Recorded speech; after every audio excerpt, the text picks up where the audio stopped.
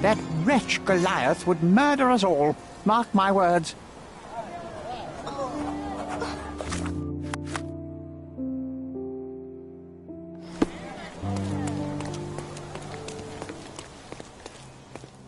Destruction and trampled ground. It's as if a storm went through here.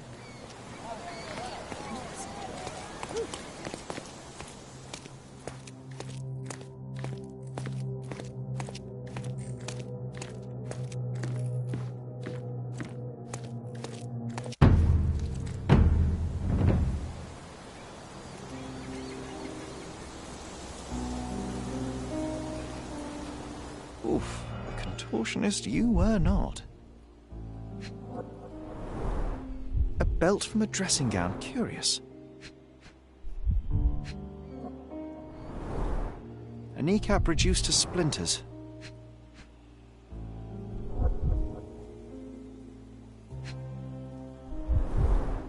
Disjointed vertebrae, difficult to say if it was a way to start or finish him off.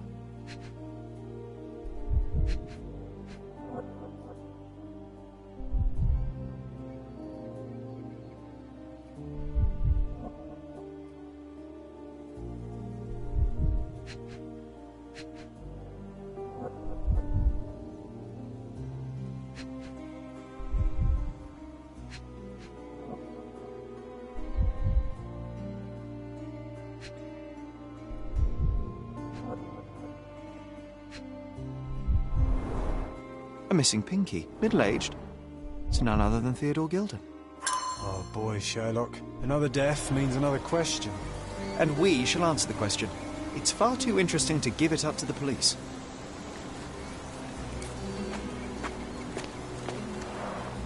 Didn't we get to fly in it as children? I doubt it could hold my weight today.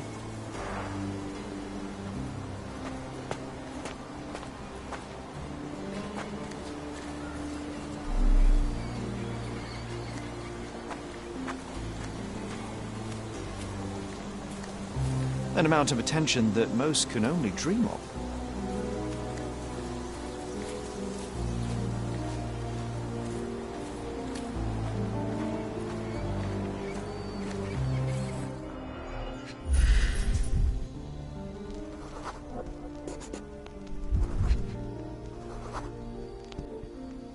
Poke the elephant with this? Really? People are hopeless.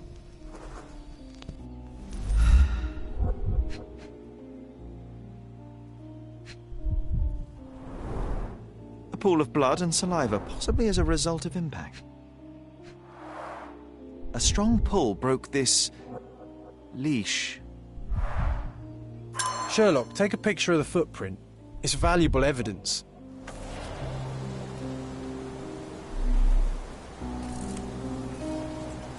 This photograph can help us find the old article about the elephants.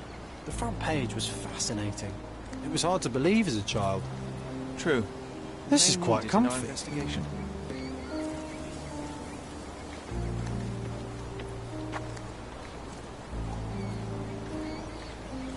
A royal suite for a favourite pet.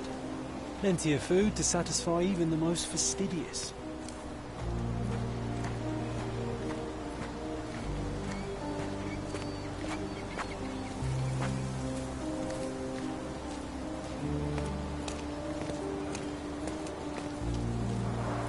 Hog heaven.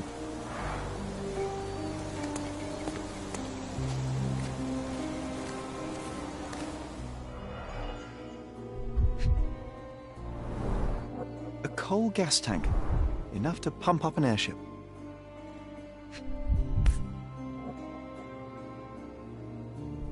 A sailor's knife, useful for cutting wet and thick ropes.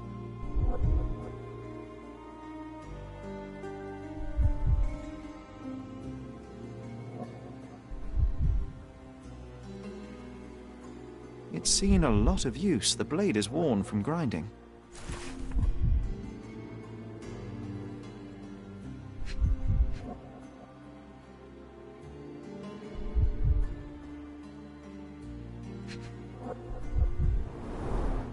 Fresh signs of impact. A rough landing led to an altercation with this shed.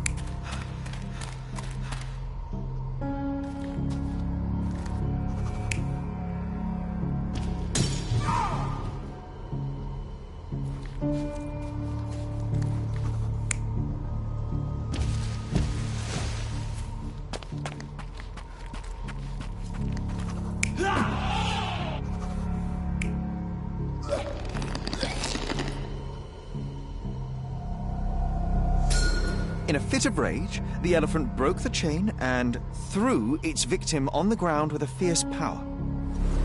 Escaping the scene, it pulled the body with it, but dropped it at the gate. At least some of this was witnessed by a third party who was hurled against the shed. The elephant can't have gone too far. I can still track it. Well, suppose you find it. Then what? Push it all the way back to the manor?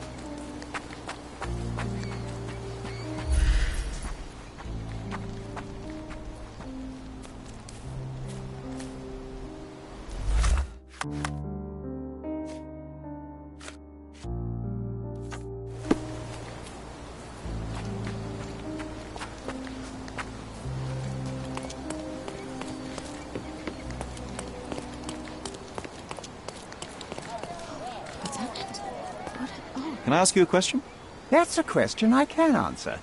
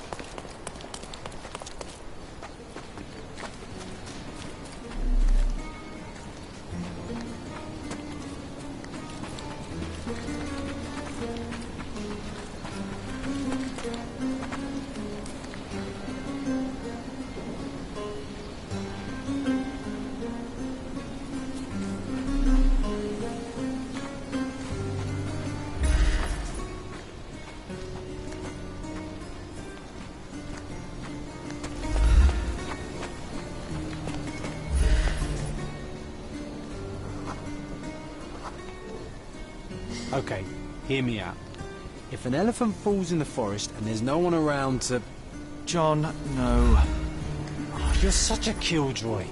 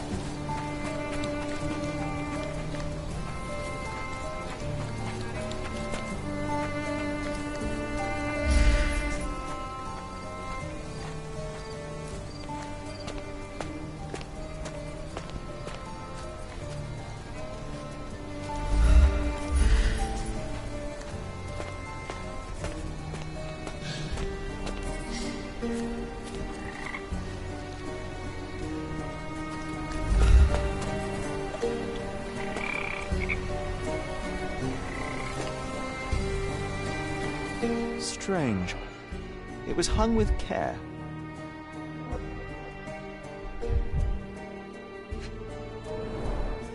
The game has escaped us for now.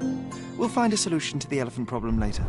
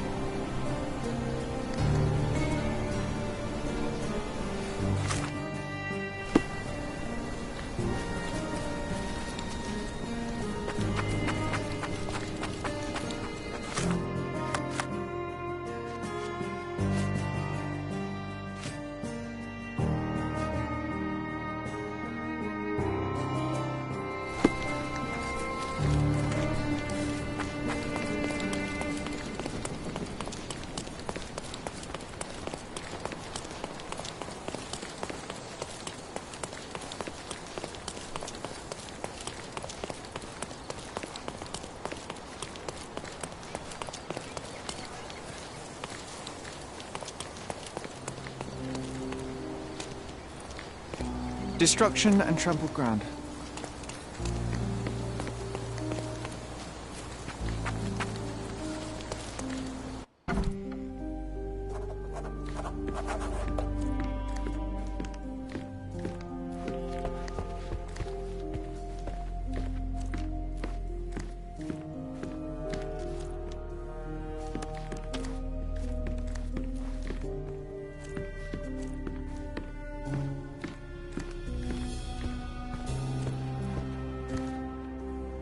Gosh, what a mansion.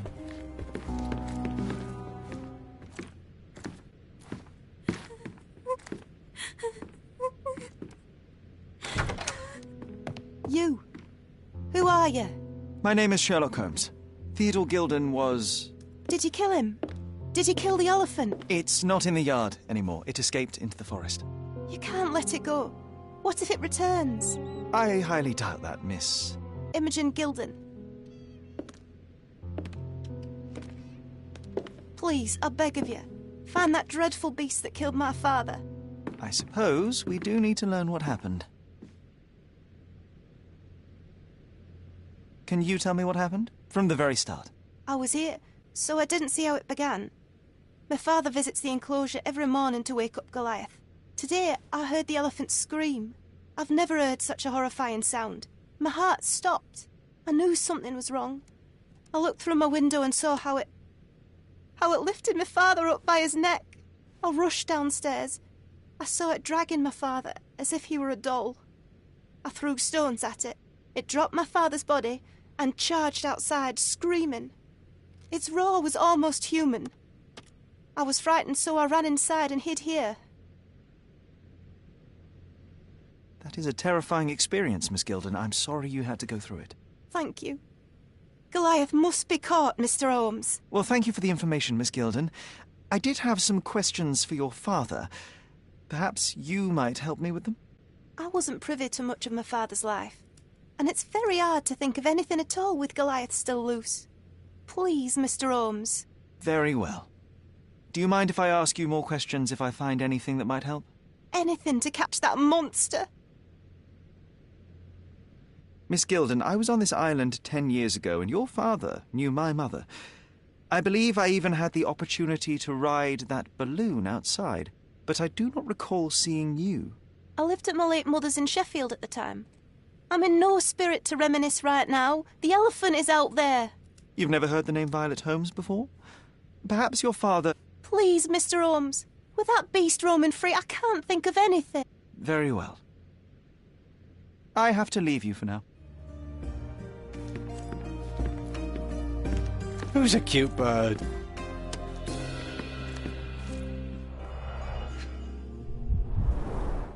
She packed as much as she could carry.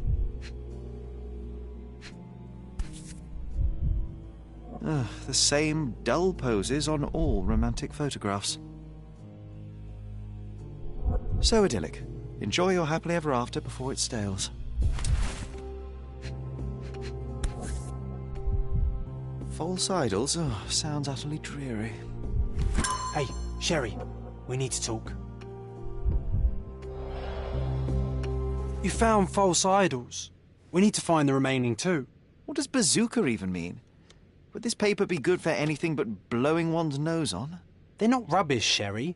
There's something more. I'm serious. Very well. I doubt it'll be worth it, but I will find them for you, John. You'll thank me later.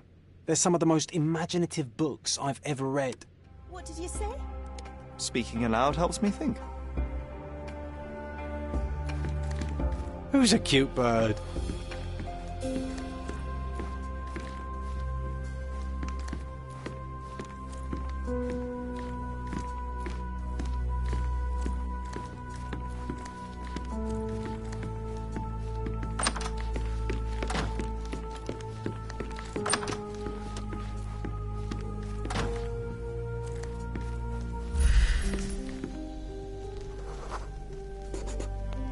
The nicest spot in the room. Mr. Gilden spent hours of his life right here. Staring at an elephant's backside. What a wonderful life. Looks eccentric and smells eccentric.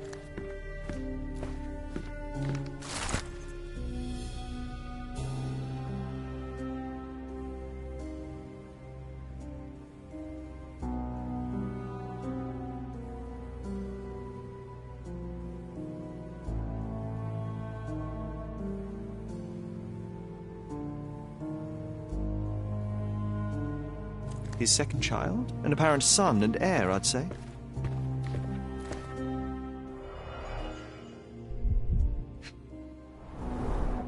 A relatively functional choice to replace the finger. Oh, the pungent stench of an animal. Did Theodore seek some pink elephants with this? I think Miss Gilden has barely matured.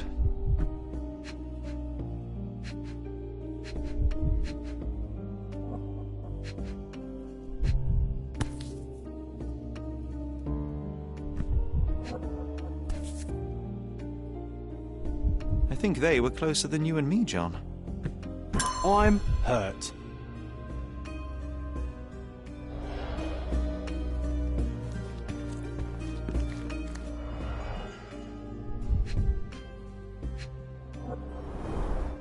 What's so special about this place? Another elephant? A partnership annulled with a single stroke of a pen.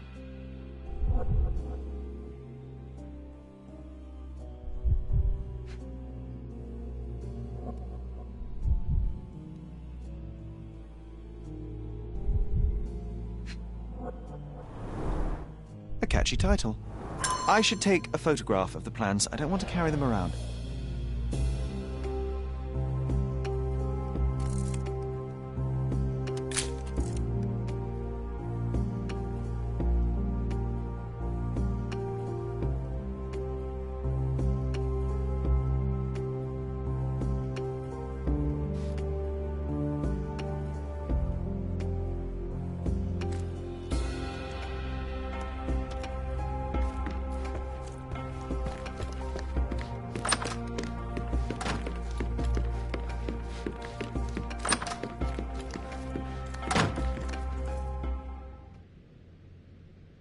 A. Swift, is this name familiar to you? Your father had it removed from this plan.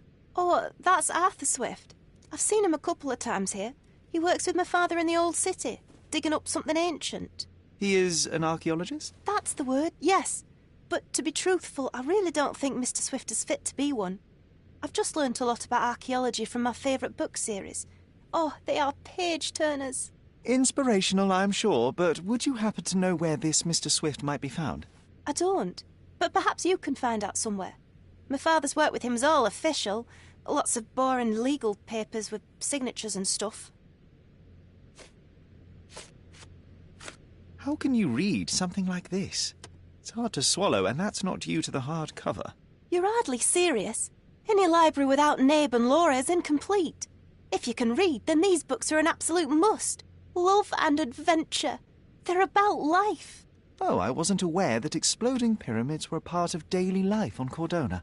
You haven't seen life, so you might try reading about it at least.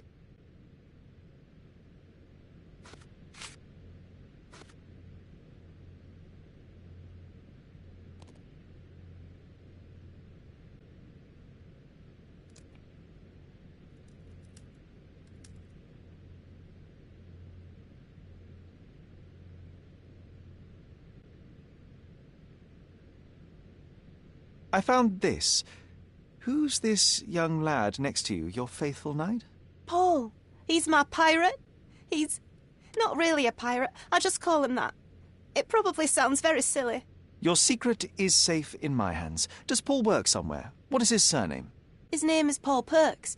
He and his yacht Whirlpool are the champions of the Salacia Yacht Club. He sails there.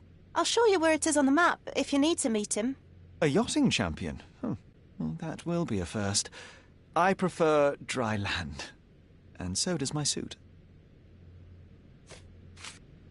And, which part of the elephant is in here? It's quite pungent. Oh, that. It's elephant sweat. Father believed that it might replace traditional ambergris. Well, that's true entrepreneur spirit. These bags of yours, it looks as if you've packed your entire room. Were you planning on going somewhere? My partner and I, we wanted a change, a fresh start abroad. But now I have to stay here. Here, an orphan. I'm afraid I can't add anything useful. Had Goliath been aggressive before? It's dangerous, but it was never aggressive near my father. My father would do anything for Goliath. All the elephant had to do was clap its ears. You envied him, the elephant, I mean? Our house is called the House of Ivory. I've heard some people refer to me as the Ivory Girl, and my room stinks of the animal, as if it's me who lives in a pen and not Goliath.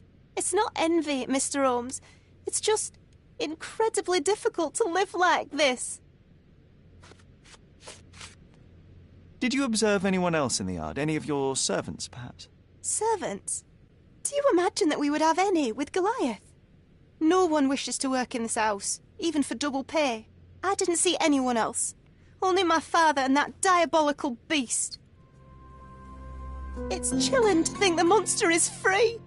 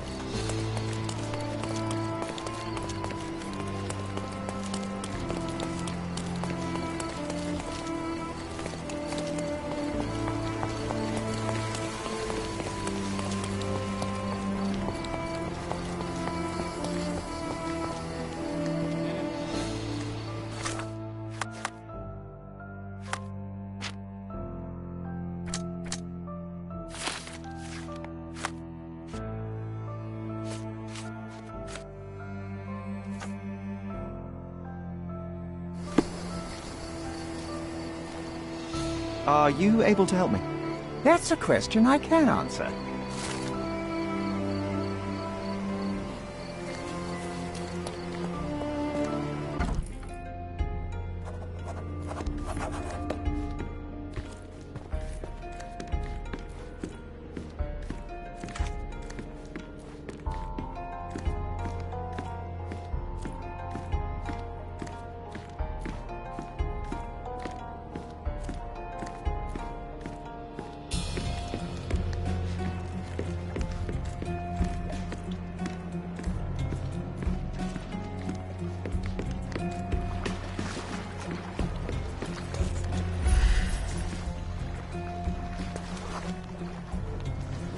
The Champion's Whirlpool. Pool's bread and butter. We can become pirates and show them what should be stored in here. Sails of hatred. I suppose there is something for everyone, including champions. Who knew archaeology could be so exciting? Exciting is certainly a word. A foghorn to navigate and warn others at sea. It should have a warning to cover your ears.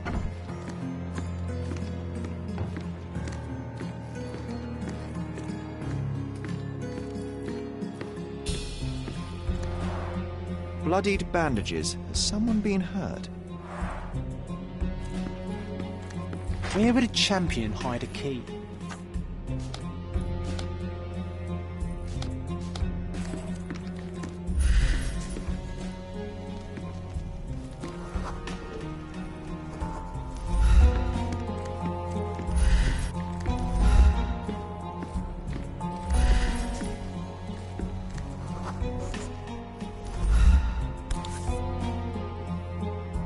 I hope Paul is more skilled at yachting than he is at hiding keys.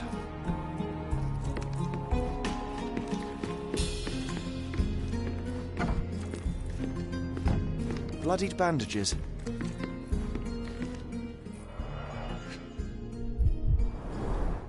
To earn big, you have to spend big.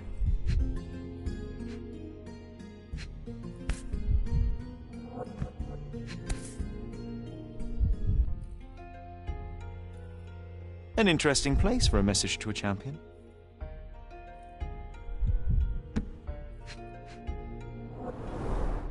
Old betting slips. Paul always bets on Whirlpool. One victory after another.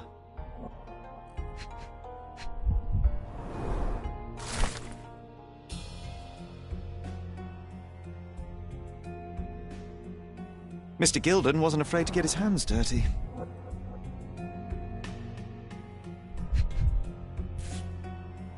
Additional earnings to sweeten the victory.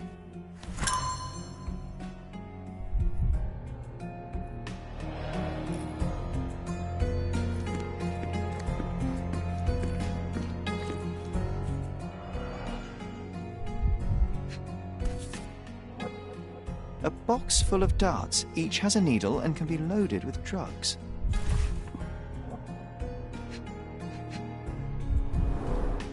Shipbuilding, shipwright's tricks, sail weaving. An expensive set of tools for woodwork. An amateur wouldn't know how to use these.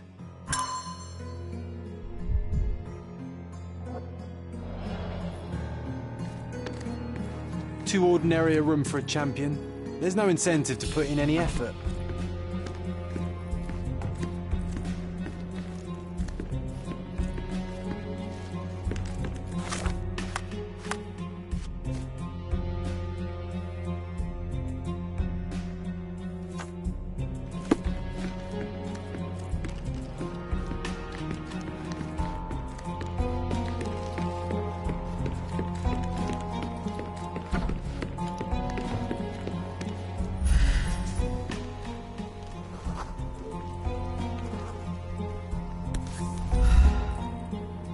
Undeniably psychotropes.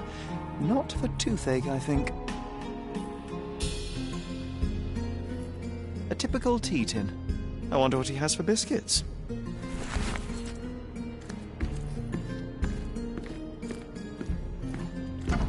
Oi!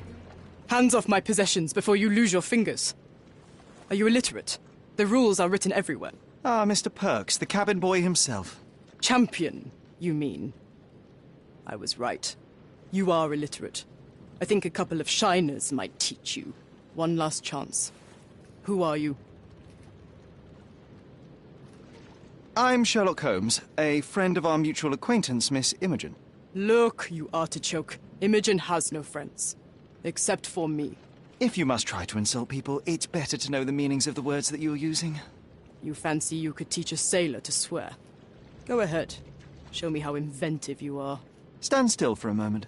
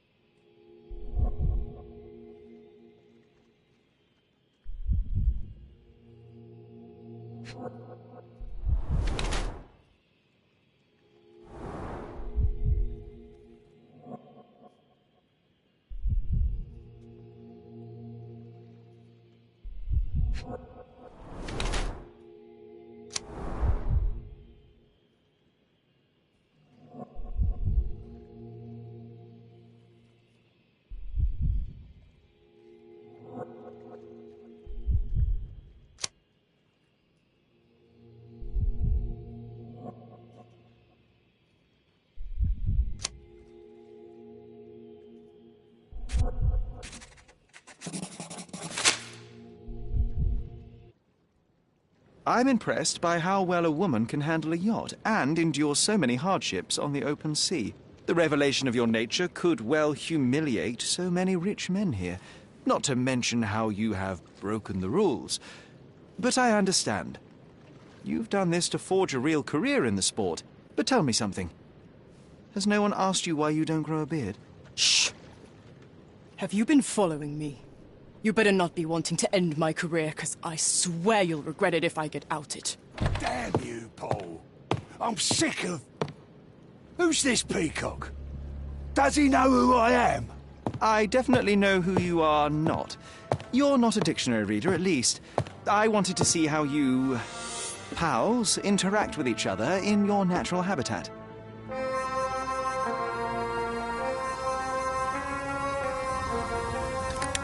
But I'm afraid I have to interfere.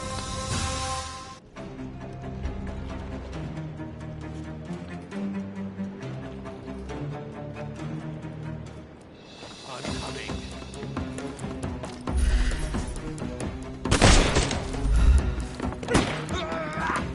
I'm coming for you.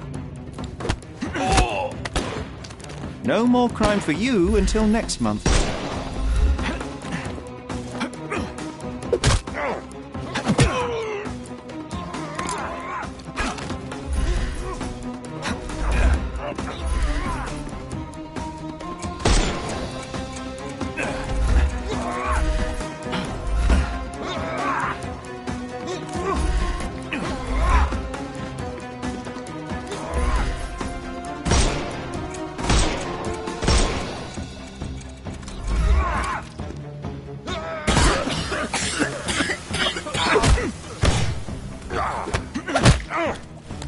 Too simple. The snuff's ready.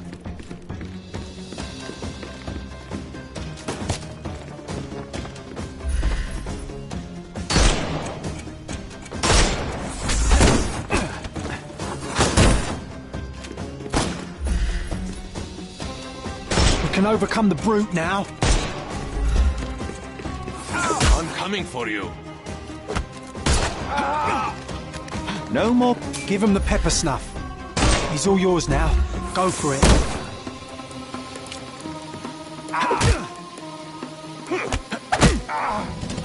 Take a rest, my friend.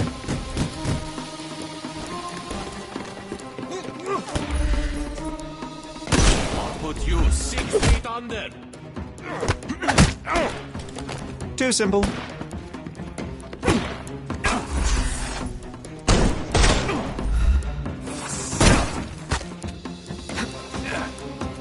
I'm coming. Take a rest, my friend. The snuff's ready. Time to knock this guy out.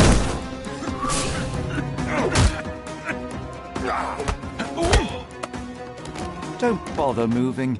You've lost. And there's no reward for risking our lives. Paul's explanation will suffice.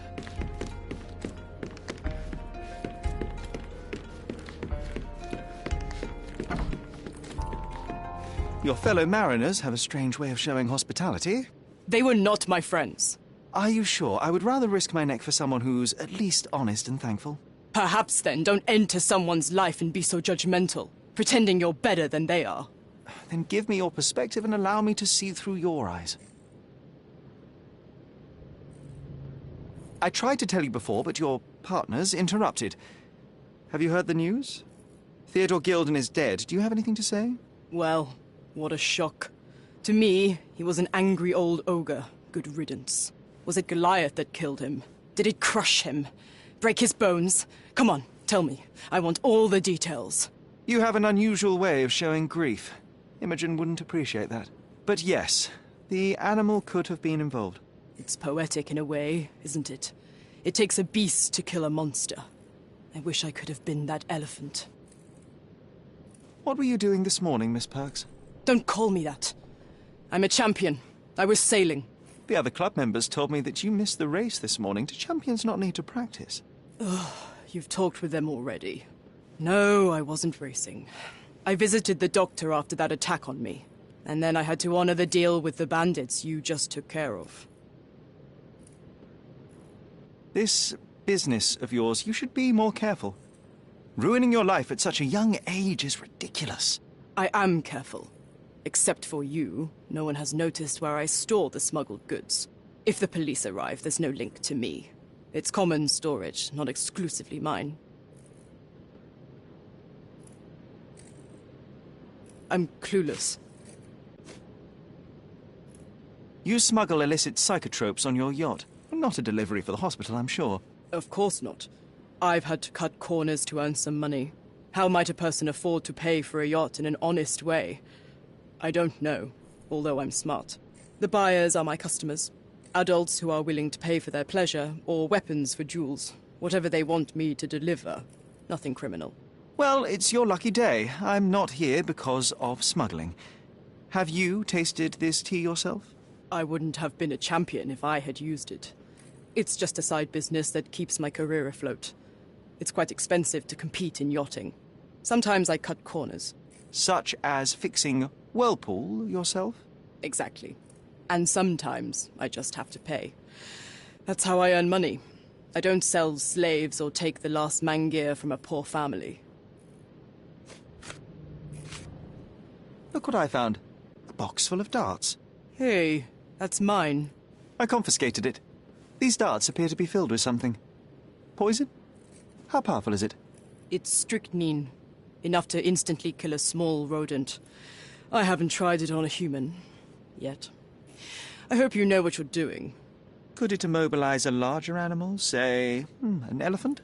I've never tried, but I have wondered. It seems as though Theodore Gilden hung a sword of Damocles over your life and career.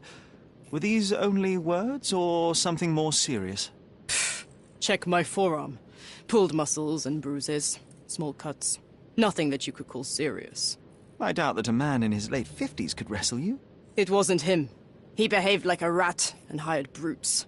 His boys tried to lock my hands behind my back, but I was faster and I escaped. Was he so protective of his daughter, or was it your feminine secret that provoked him? My guess is that he was protecting his property. As he saw it, he owned Imogen, and he treated her like a piece of furniture. He didn't want his daughter to be loved by anyone. What's more painful is that Theodore didn't allow me to love his daughter. Typical. I'm not sure that your relationship with Imogen could be described as typical.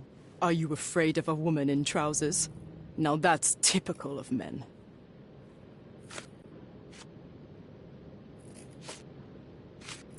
Between yachts, darts, and notes from bandits, I've discovered many fascinating facts about you. But this, an installment of Nabe and Laura's adventures. Why did you sully your library with this? It's a gift from Imogen. I didn't buy it. I might have turned a couple of pages, but nothing more. I swear. I will give you the benefit of the doubt, but your literary taste has put you on my blacklist. A charming picture. I've heard that champions do often pose with their trophies. Cheeky. It is a lovely trophy, though. I'm sure you will agree. What is it that you like most about her? Her naivety? Her father's money?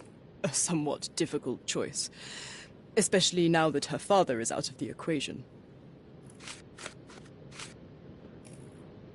Does this knife seem familiar?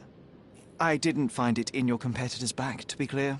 This knife is as blunt as your humor. It's a bosun's knife, but it's not mine. I wouldn't be so careless as to mislay my tools. Imogen doesn't strike me as an industrious young lady, so I find it strange that she was busy packing up all her belongings when Mr. Gilden died. That's some favourable wind in your sails, isn't it? Is it so suspicious that a couple might embark on a trip? I wanted to thank her, so we planned to go travelling. A Theodore-free place, without elephants. The timing of it is suspicious, however. Your lady friend becomes an orphan and heir, and there's a planned trip directly afterwards. An improvised romantic dinner will never please a spoilt girl. A planned voyage might. It's not spur of the moment. What can you tell me about the elephant? He's smarter than some people here, including his owner. Although I feel he could be dangerous, no matter how much he's fed. Why is that? Have you ever seen Goliath attack anyone? Well, not exactly.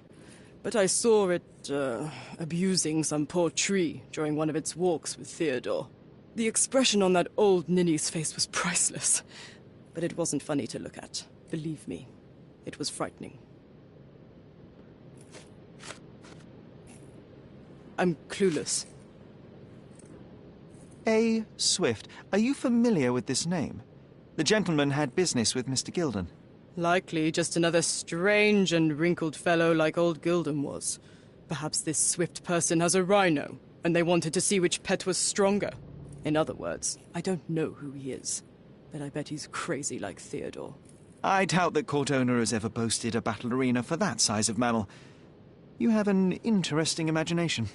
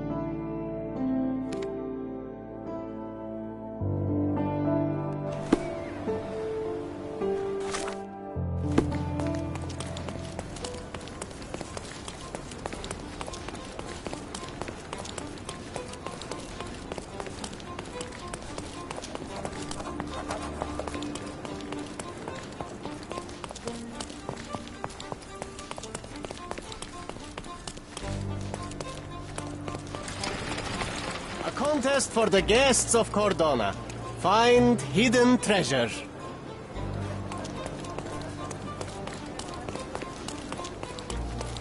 Does it look remotely familiar to you? Should it? Concentrate, Sherry.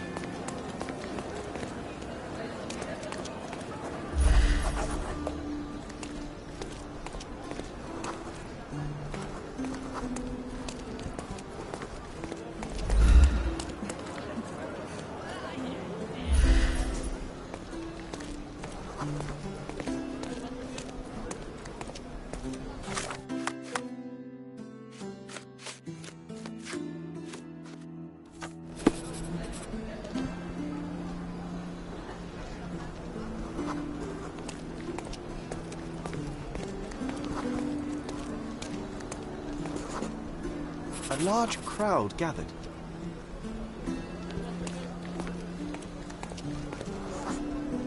I was here, young and passionate about the truth. Mycroft stood close to me.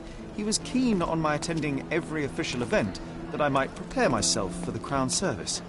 Lucky for you, that was the last time he did it. There was a stage here, a tribute.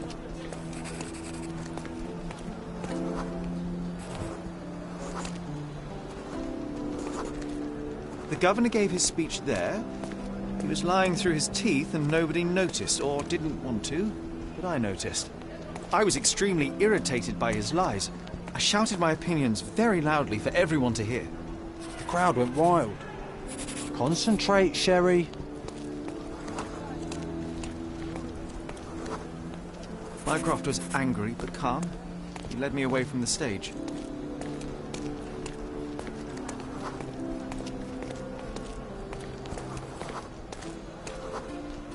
He told me that I should keep my mouth shut, and that silence is golden. I couldn't stand for that. Behold, Sherlock Holmes's famous adherence to justice was born here.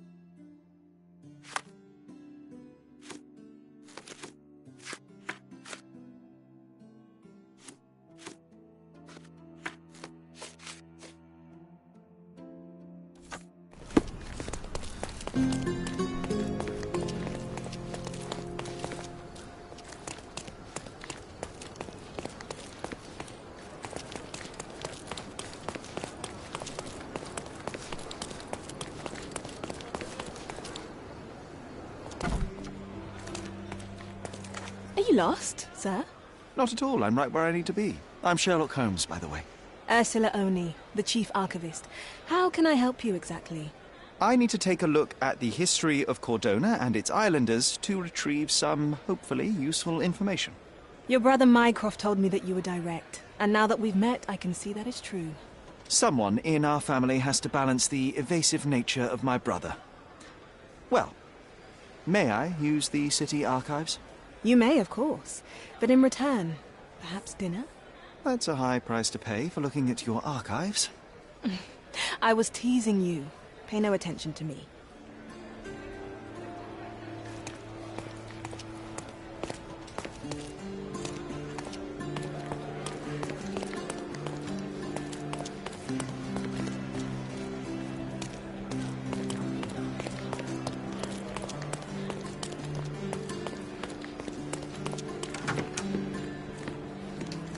I'll be right here.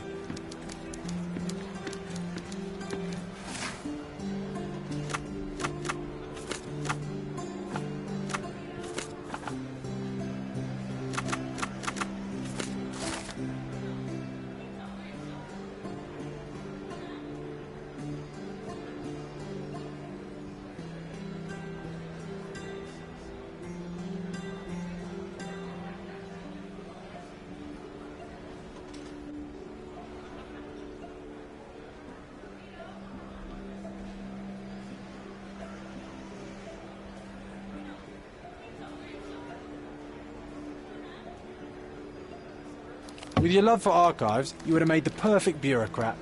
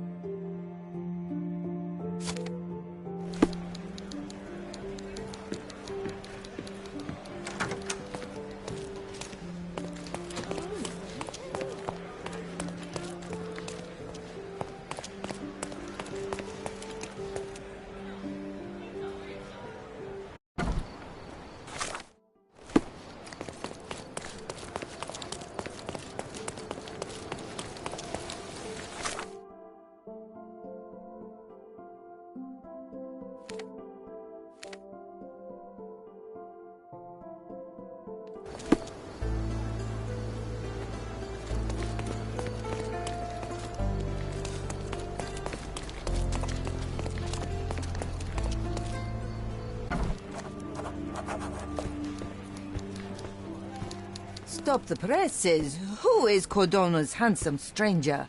Or Nosebaggerspun's local life? Wait, no. Foppish foreigner hides dark past. Oh, you've made quite the impression already, Mr. Holmes. You care to tell your side of the story?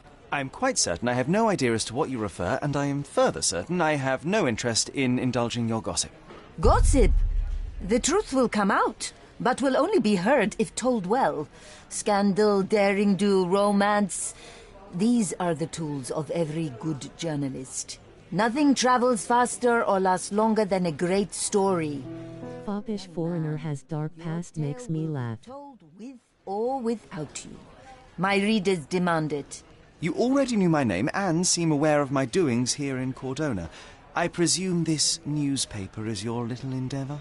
Yasmin Sertel, editor-in-chief of the Cordona Chronicle. Advocate of the free press, voice of the people, scourge of the silk stocking. Charmed, I'm sure. As an advocate of the free press, I trust you'll permit me to consult your archives? There are gaps in my knowledge of Cordona. Oh, so my work does have merit. Well, I think we can strike a bargain. I shall provide you access, and you let me keep writing about your exploits. So be it. Brooding bachelor builds bridges. Now that's character development. I guess I owe you my gratitude. What can I say? I've always enjoyed working with the Holmes. They whisper such interesting things.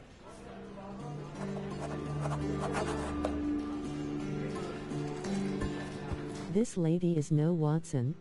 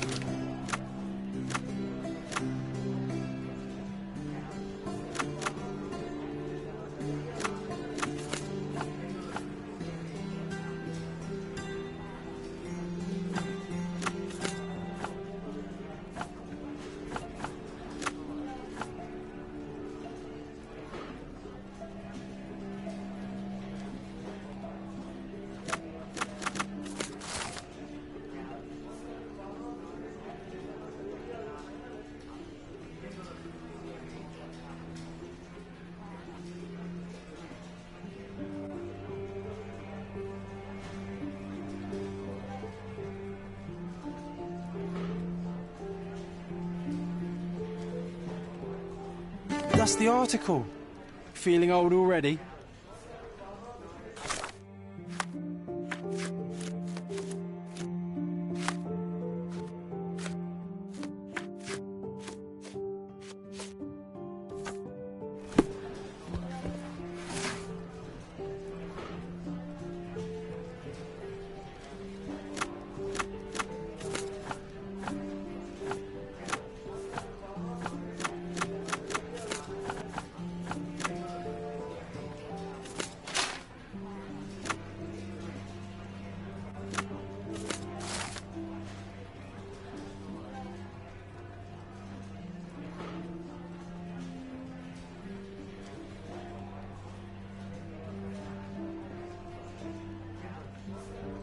The editor here is a quack, putting my gripping corruption investigation on the 4th page.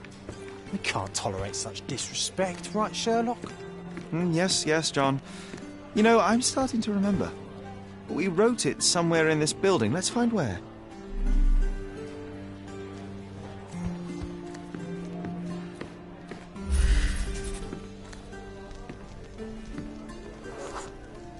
There was a military parade that day. Everyone was there, so we had the office at our disposal for a while.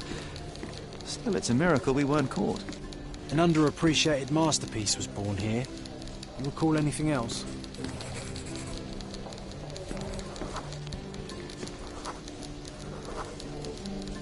We found a folder with approved stories. John! Working on this machine felt right. We almost ran out of ink ribbon, but somehow we knew it wouldn't inconvenience anyone.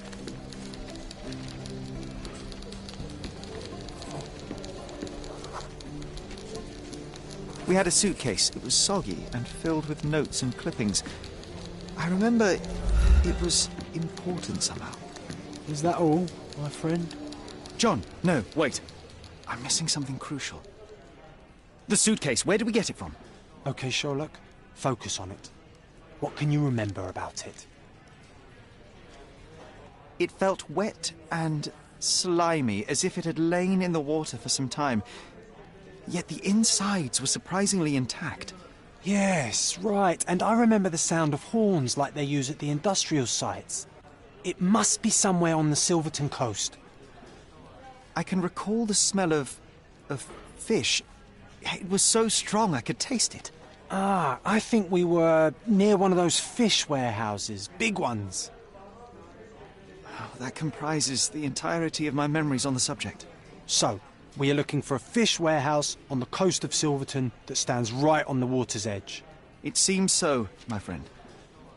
I am sure I will remember the place when I see it. Let's go.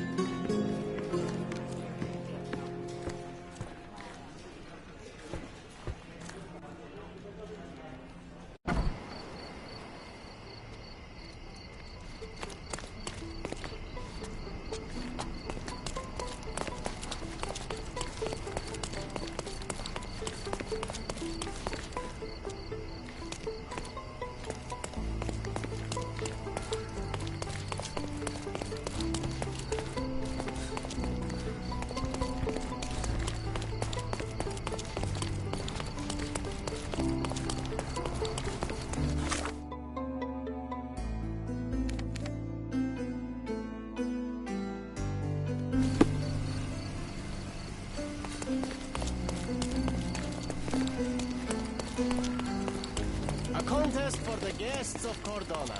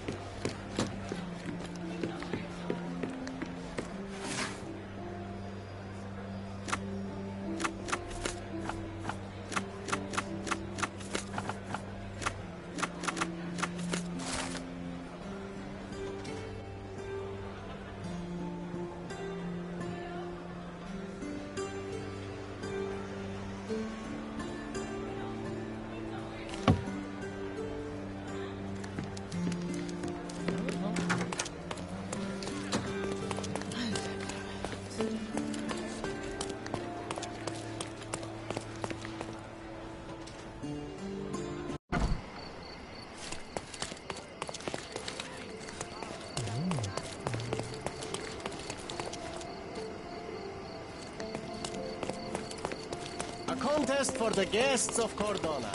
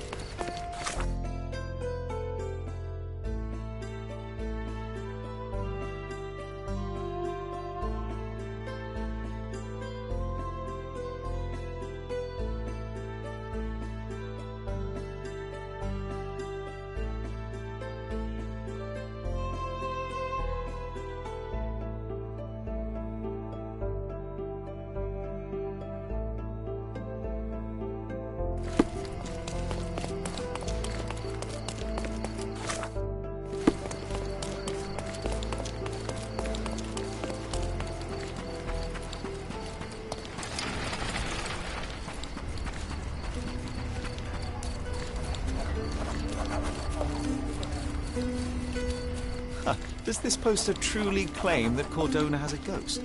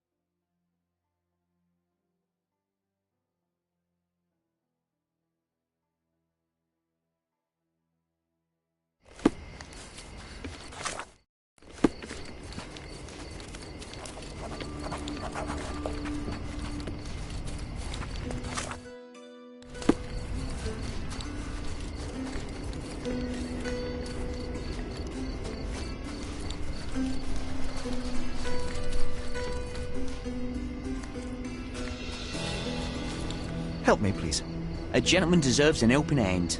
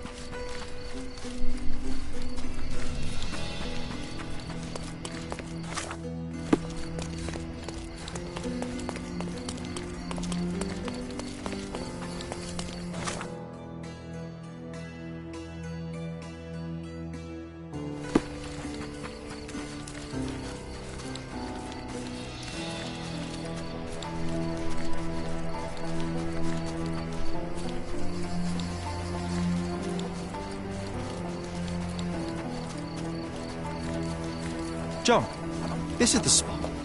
Let's see what we can recall.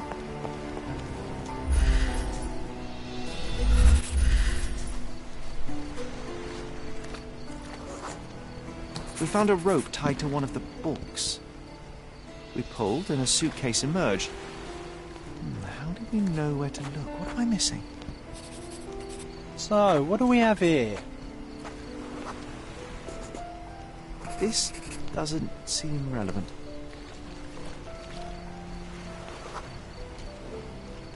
This doesn't seem relevant. Brown algae. We were specifically looking for it. I think we saw it on someone nearby. I think I can remember where. All right, lead the way.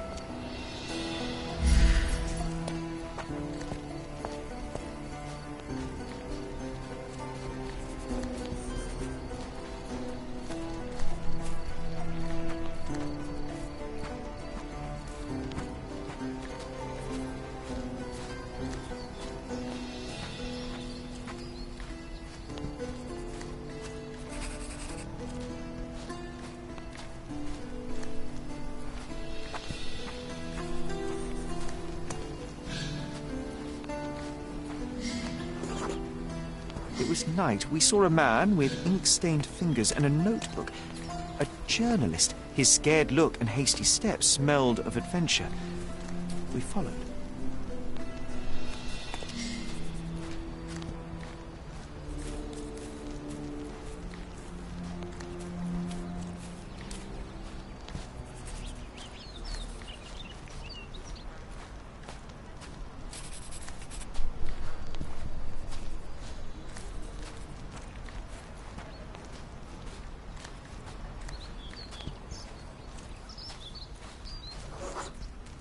Another man appeared. He was casually dressed, but his haircut and posture revealed him to be a soldier. The journalist quickly changed direction.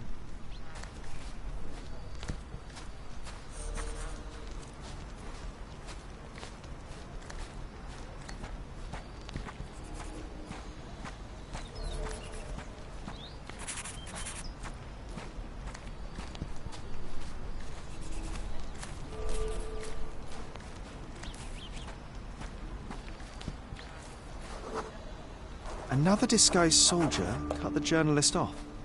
He was cornered. We hid behind the barrels and watched.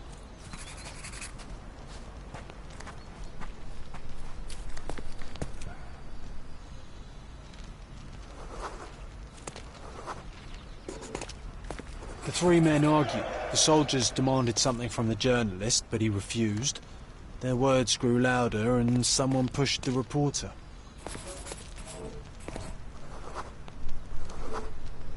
He stumbled and fell over the edge. After one horrible yell, he hit the ground. The soldiers vanished. We waited to be safe, then went to him.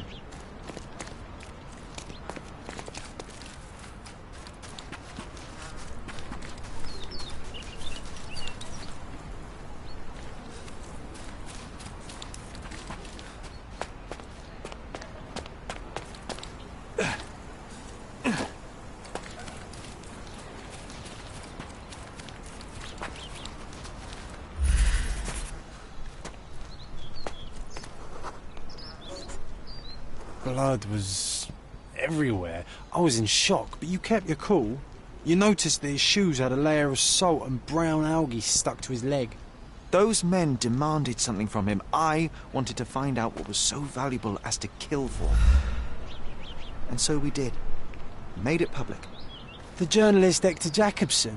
People built a memorial after his death. That might be a good backdrop for our picture. Let's find it.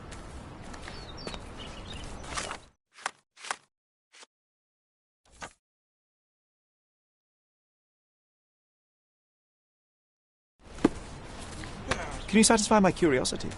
Mr. Fancy Clothes won't find any answers here.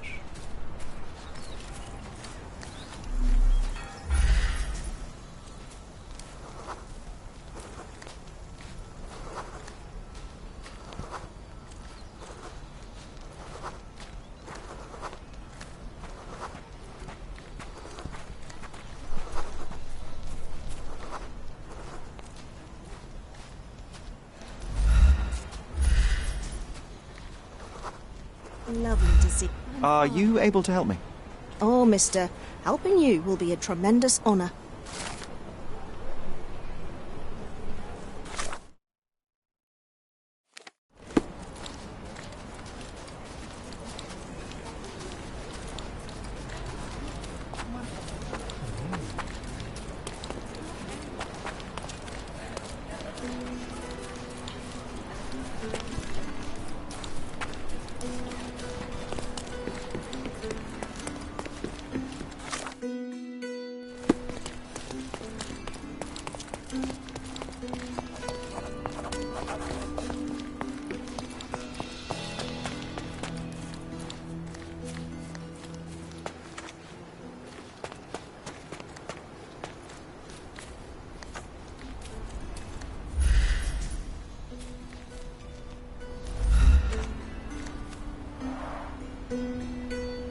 Hector Jacobson was killed for his story, yet it still came to light. A lesson for those less noble. You cannot bury the truth. I think here is a good place for a picture, Sherry.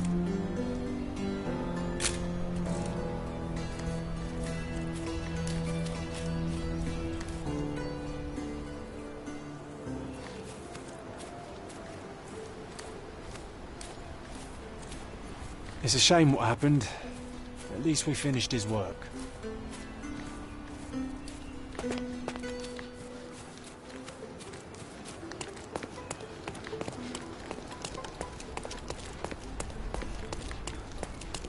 The best antiques in the district.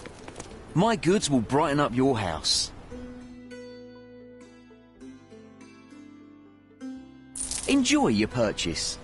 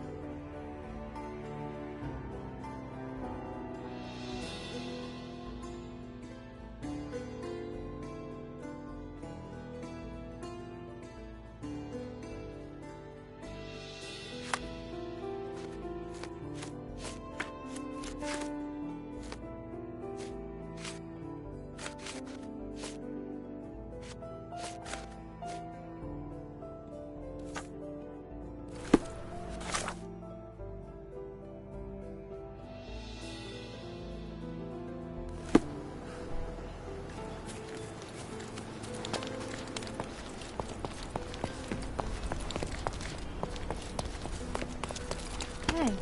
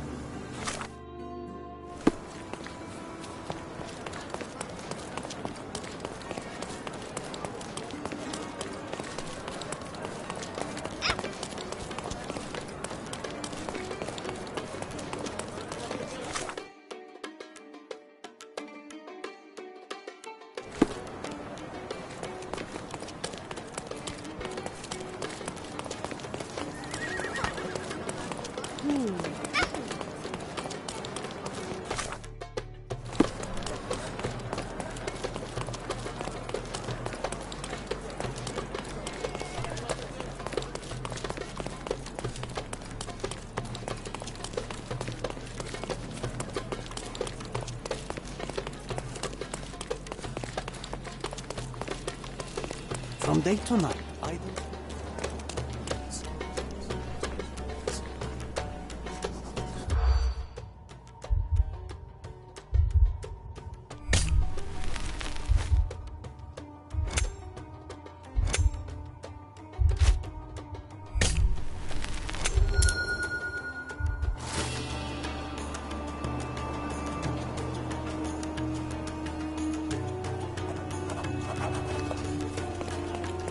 You're being an eyesore. No entry for you.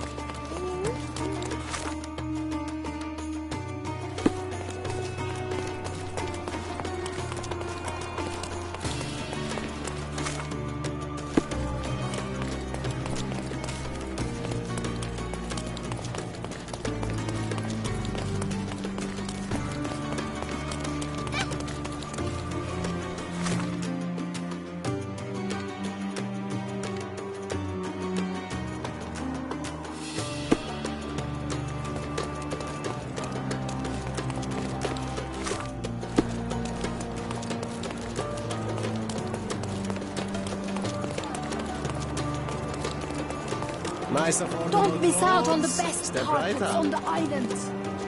Let's pick something that suits you.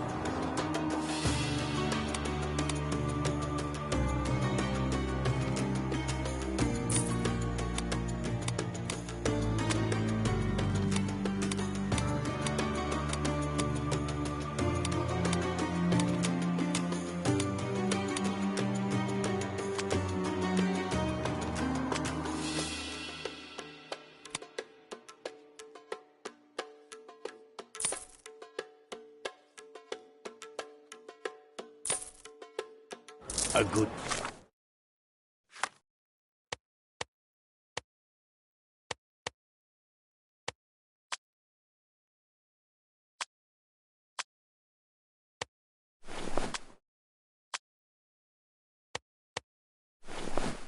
choice.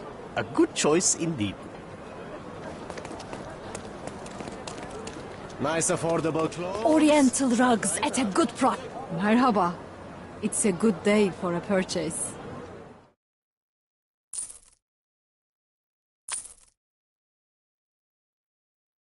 May your purchase bring you joy.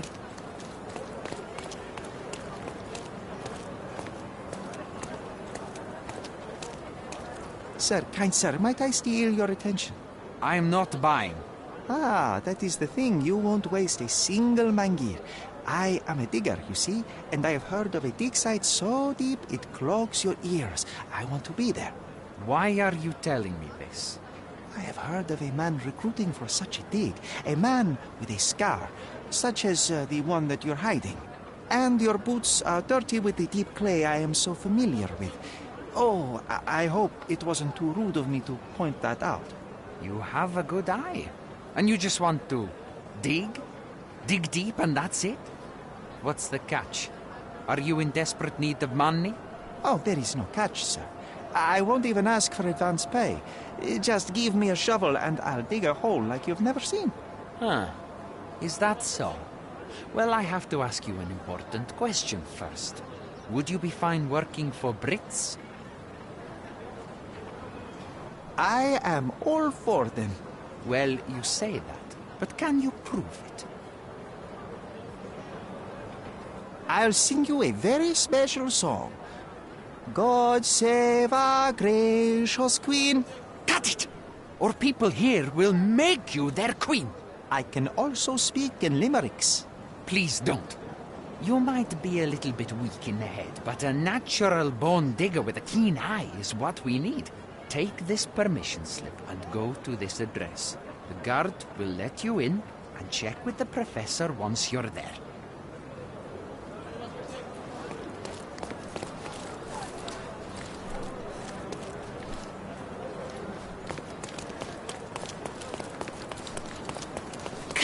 Come. Decorate. Nice affordable clothes.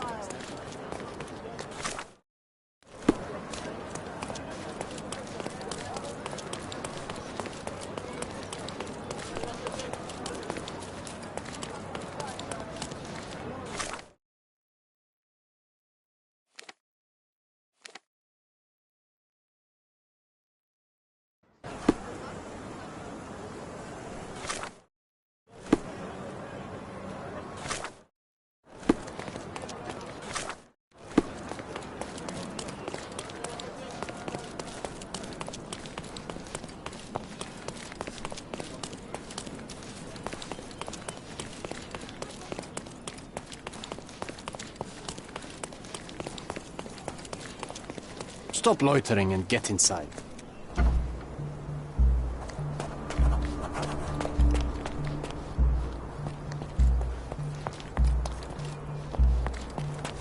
Newcomer, talk to the professor first. He's the old fellow with the glasses and the plans. Where's the fire in your eyes?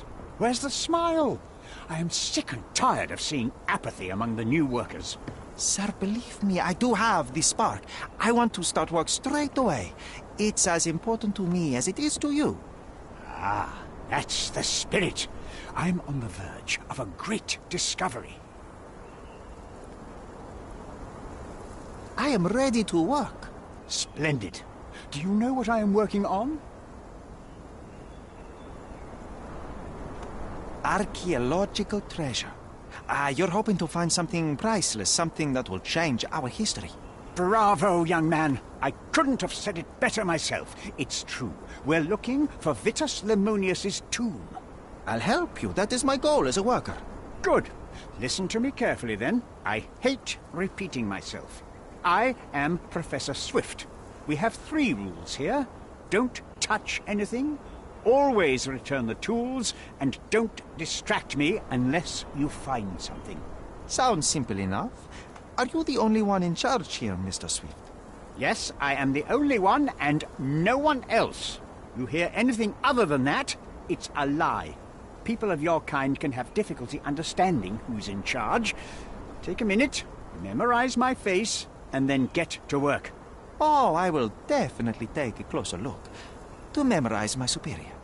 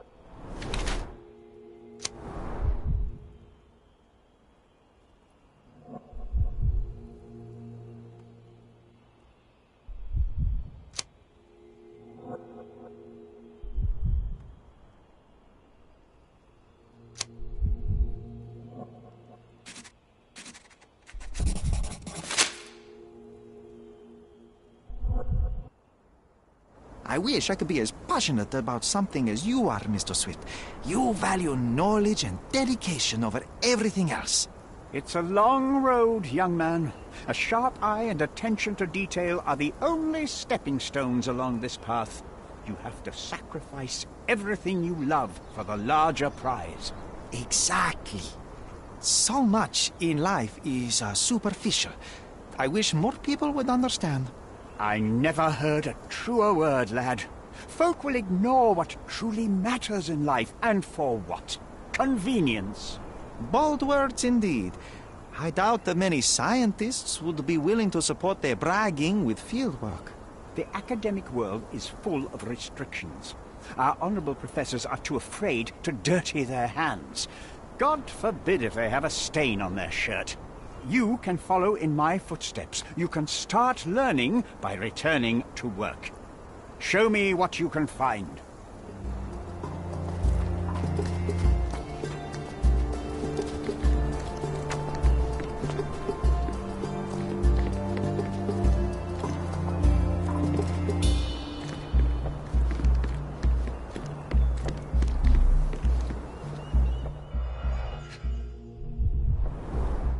Straw dolls.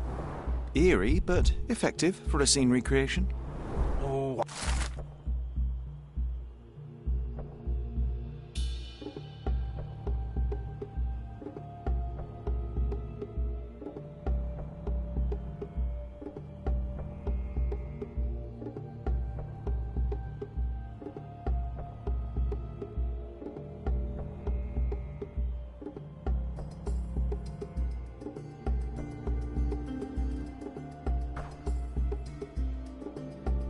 I want one of these, or two.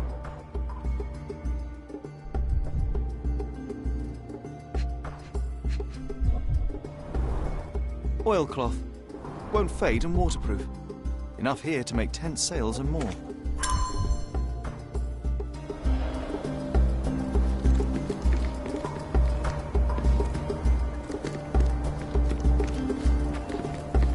Don't touch anything here. Get back to work.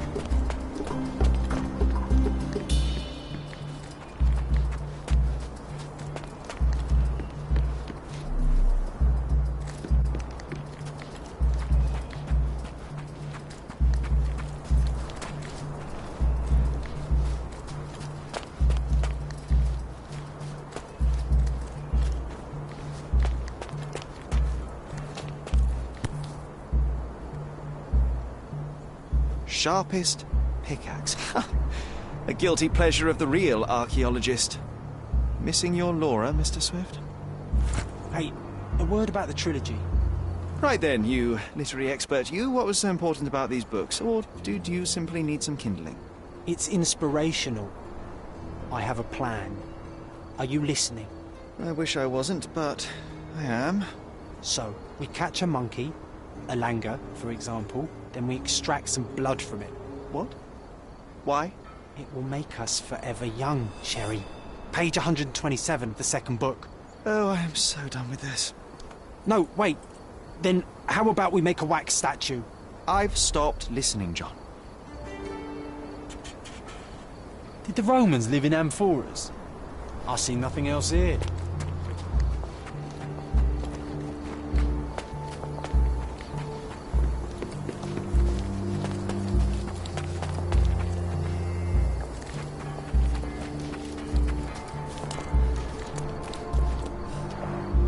Somehow the text remains legible. Let's see if I remember my Latin.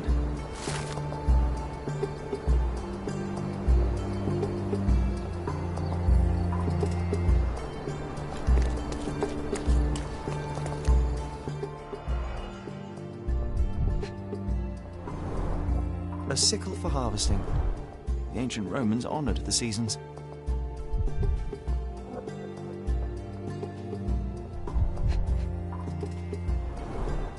A goddess? A mother? Someone's wife?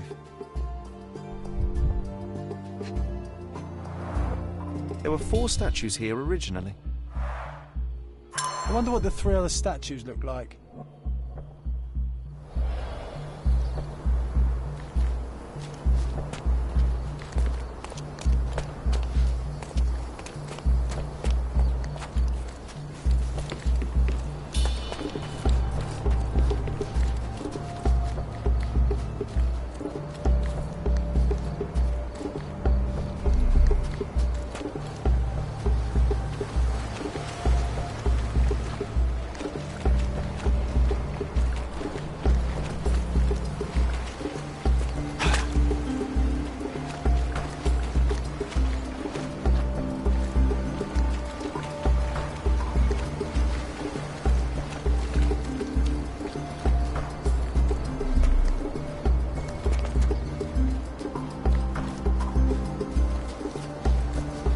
Working and living by the sea. What a dream.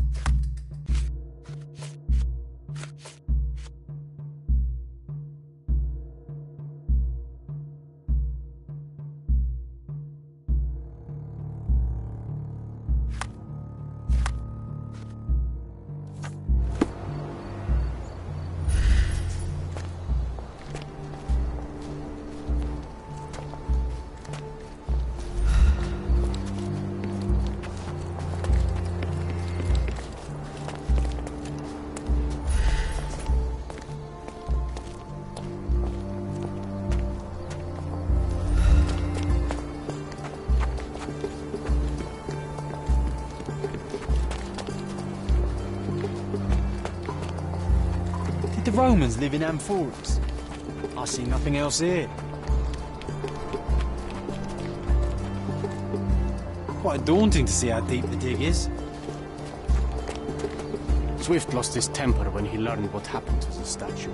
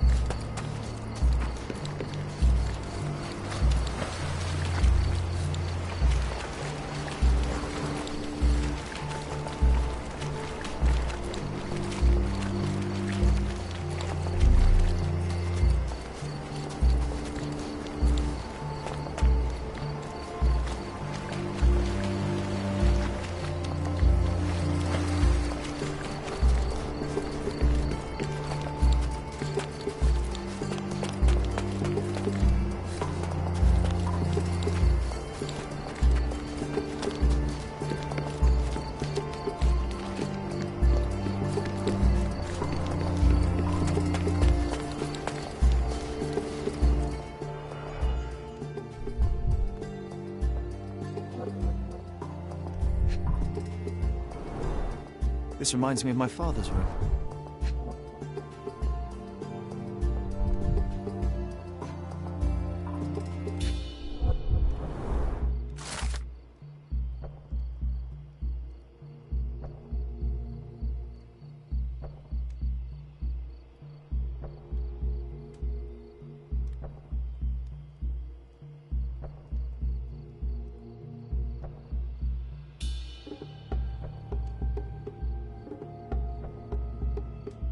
I see now.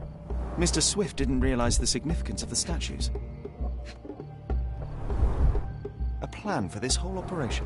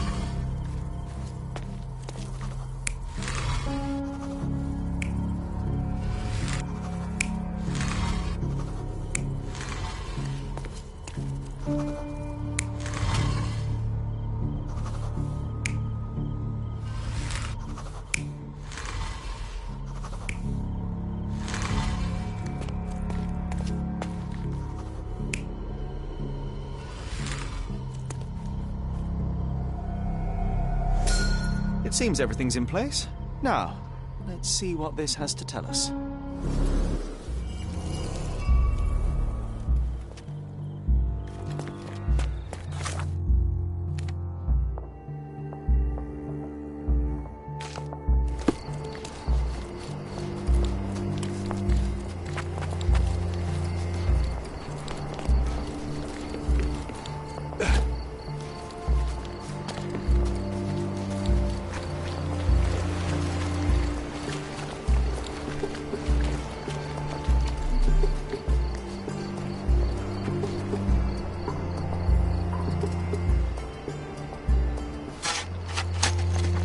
Here is your discovery, Mr. Swift. Hey, look at this.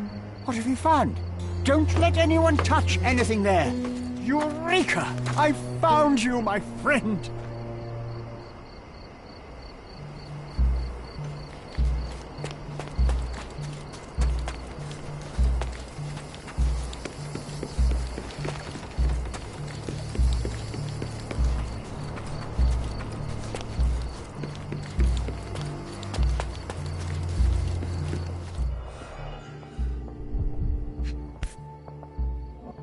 A box of darts.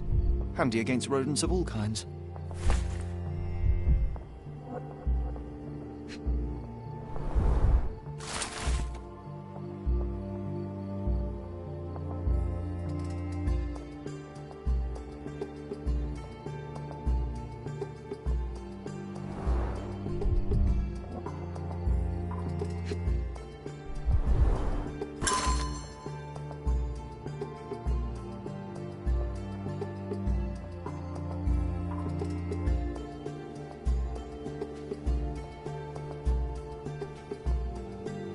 Hey, what do you think you're doing? Trying to take over my research, are you? I come here to pick up my diary, and I find you snooping around. Explain yourself. Mr. Swift, if that were true, I would have been on my way to the newspaper. My name is Sherlock Holmes. I didn't have a chance to introduce myself properly. Outrageous! You deceived me, sir. What is the reason for your being here? Who sent you, Mr. Holmes? Theodore Gilden's premature death brought me here. Theodore is dead? How can that be possible? I'm thinking of all the possibilities, and I'm not crossing out anyone who might have been involved. Even his elephant. The land you're excavating belongs to Mr. Gilden, does it not? Did I hear an accusation? I have nothing to hide. You can ask me whatever nonsense you've prepared as a token of my diminishing respect towards you. Very well, Mr. Swift. I appreciate your cooperation.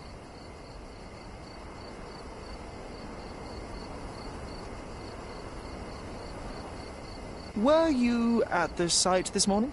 Affirmative. This project is taking a lot of my time, as you see.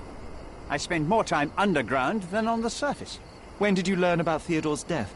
Just now. You just told me. And you aren't surprised, shocked?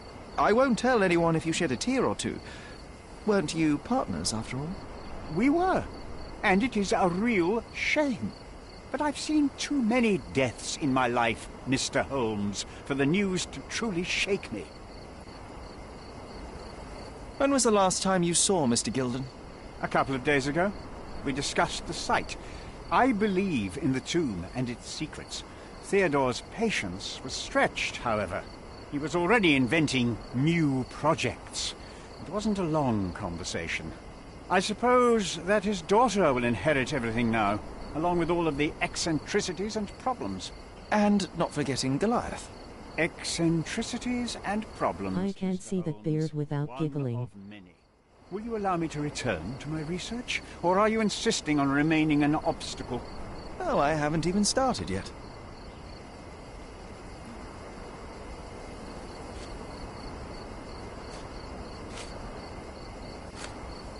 You have a weakness for nostalgia? Or, rather, do you use it to record a list of enemies?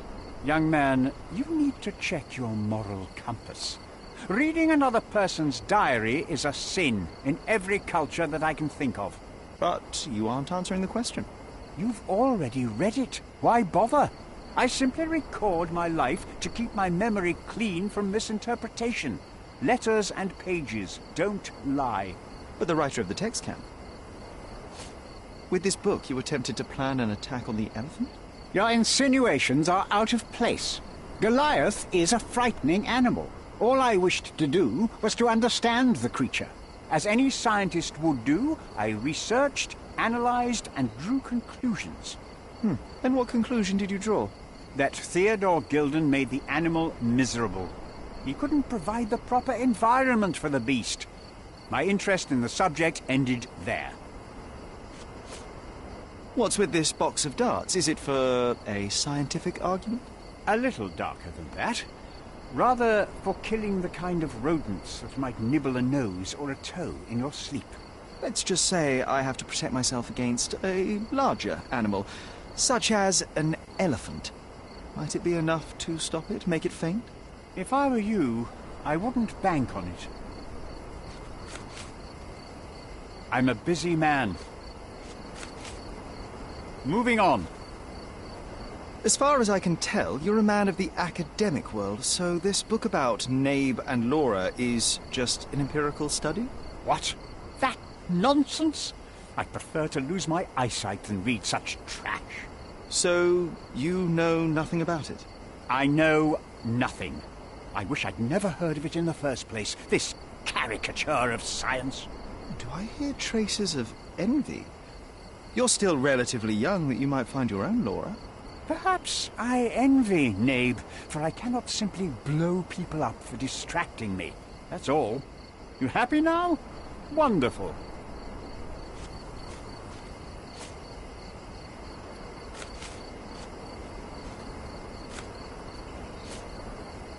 Gilden's elephant is quite an unusual addition to Cordona's fauna. What is your scientific opinion on that? No matter how much Theodore loved it, it still remained a wild animal trapped inside a stone pen. Goliath needs savannas, fields, lakes. I'm sure that Goliath did not have a plan to kill his owner to head to the savannas. What do you think?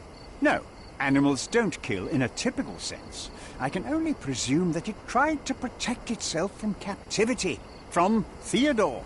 It was a gilded cage that was predestined to break.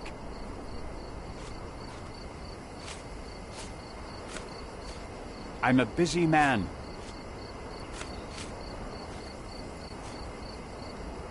Remember one of the rules? It seems that you didn't return a tool. Is this knife yours?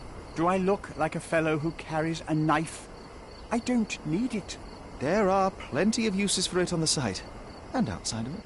I have other people to cut ropes for me, Mr. Holmes.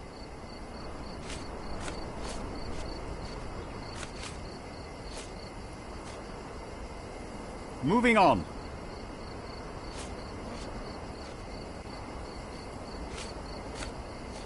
Did this plan cause a rift in your business relationship with Theodore Gilden? Nothing like that. Admittedly, we didn't share a common vision of what is more important, the past or the future. In my opinion, we can't build a future without knowing the past.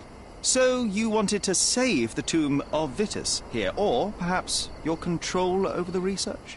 Only the knowledge that rightly belongs to humankind, nothing less and nothing more.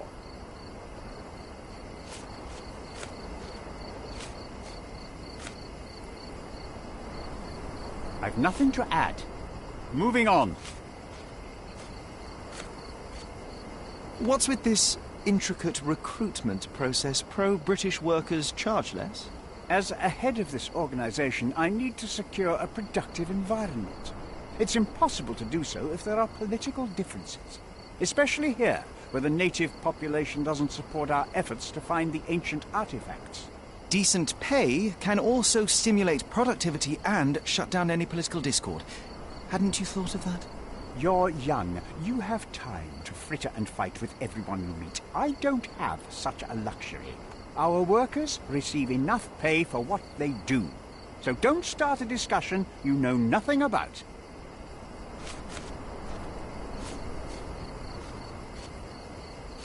I've nothing to add. I've nothing to add.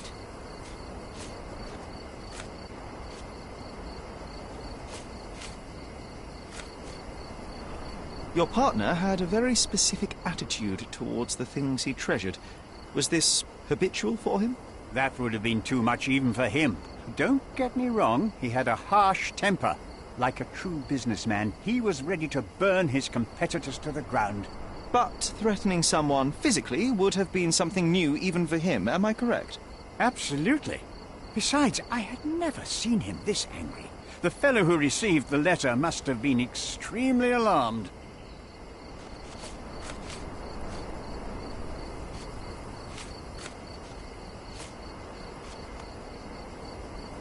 I'm a busy man. Have you seen this person before? The one beside Imogen Gilden? No, but he's with Imogen, so I suppose that he's a friend of hers. That girl always has her head in the clouds. I could have said Theodore was different, but that wouldn't have been entirely true. Away with the fairies, was he? That's one way of putting it. Either way, I don't know much about Imogen's life or her friends. The type of elite that pretends to be educated.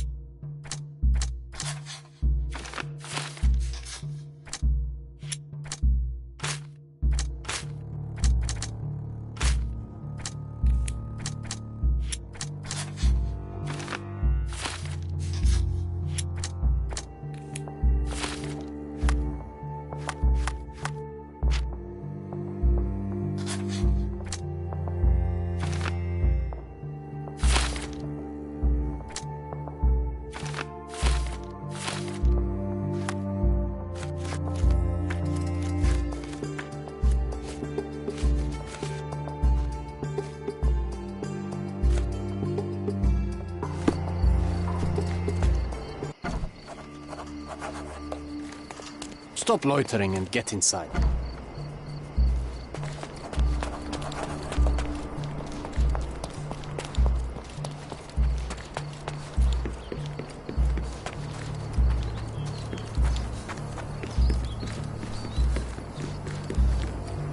This fabric will work.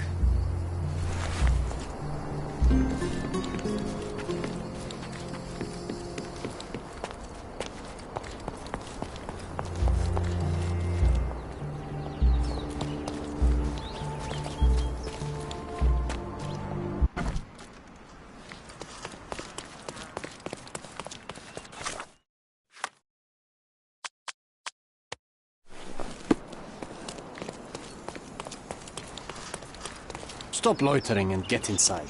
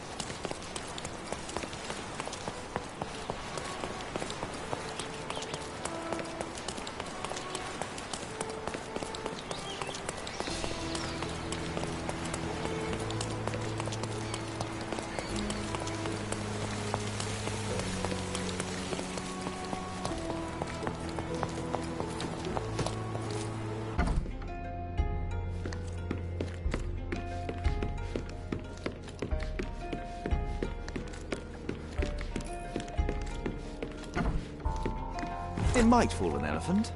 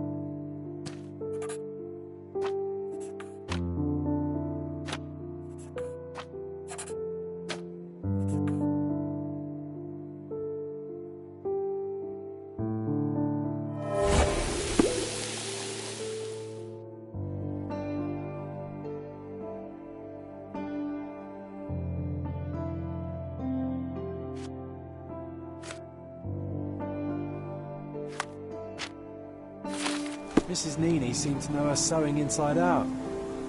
I bet she missed us. I hope Miss Nini won't misunderstand me.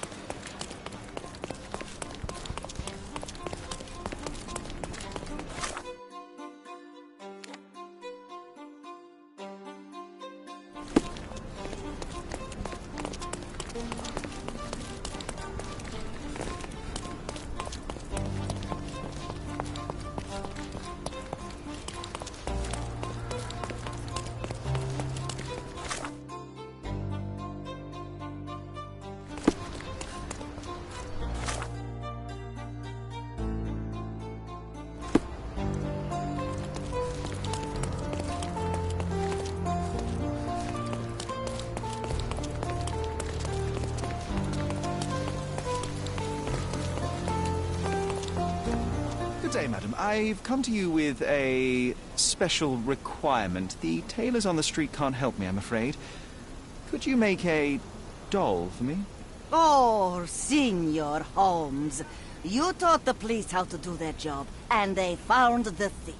Of course I will help you. But what sort of doll? A child's doll, such as my great niece might play with? A little larger than your typical doll. Signore, I don't understand. Boy, girl, animal, and what color? Animal, a passionate, perhaps amorous animal. Ah, Signore, you talk in riddles. I am an old lady who's seen it all. Tell me what you need. I need a life-size elephant. I think Mrs. Nini outdid herself with this one. Is that a tail? That's a trunk, John, but I must agree with you that it's her masterpiece. Well, let's not waste any time. I can't wait to see the fruits of your labour.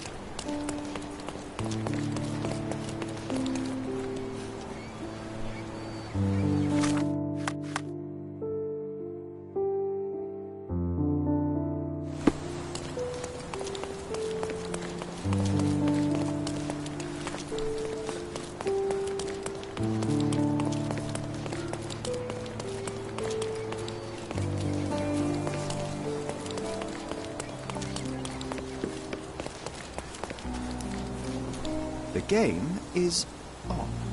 So, what's the plan? I hope it all doesn't go horribly wrong. We know that the elephant is seeking a female. We can arrange that. A doll with the appropriate scent might do miracles. So you're a marriage broker? Well, I suppose that makes me a groomsman. Oh, she is a bit breezy, I must say. Well, Goliath is eager for a single female elephant in his area. It should be just enough for his taste. You'll need to trust me. Are we ready? I can't stand the tension. We're ready. Let's call the elephant.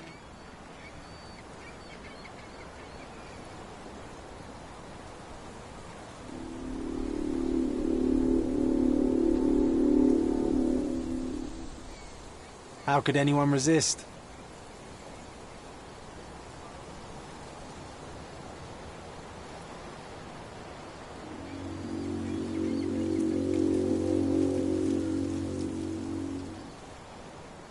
I knew a lady once who said just that.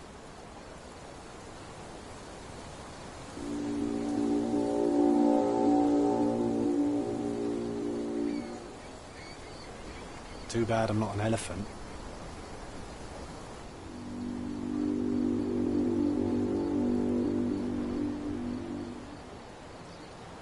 Take your time, Sherry.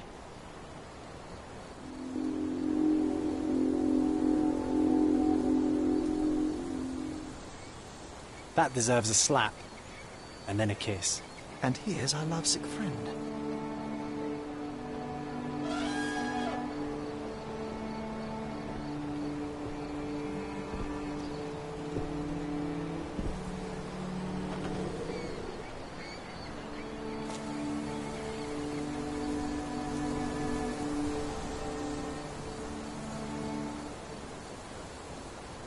What is the meaning of this? Why are you bringing it here? I won't allow you to leave it. I assure you that it is only a temporary measure. It won't be long until the elephant is gone, I promise you.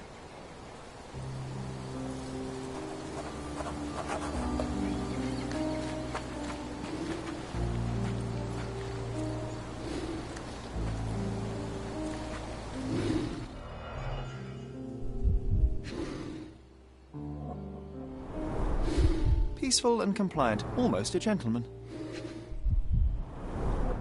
It injured itself while running through the forest.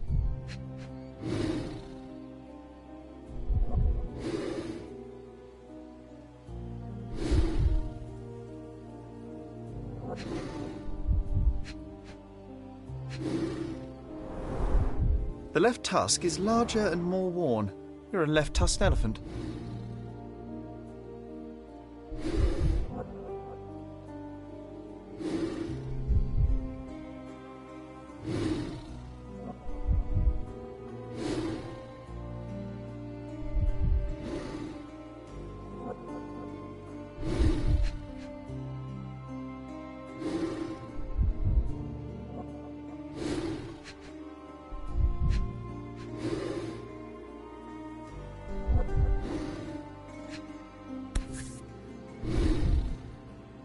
There's something in the needle.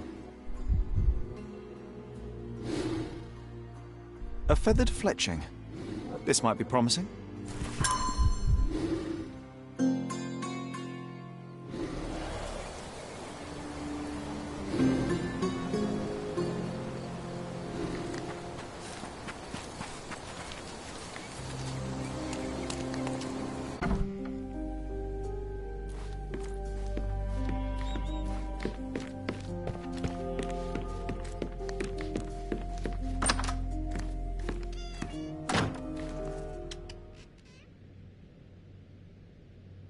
I've nothing to say about this. I'm afraid I can't add anything useful. Have you seen what your father sent to Paul? This is despicable. My father was never a gentleman, but this crosses the line. I knew that father wasn't fond of Paul, but this is just awful. If only he could have seen how good Paulie is to me.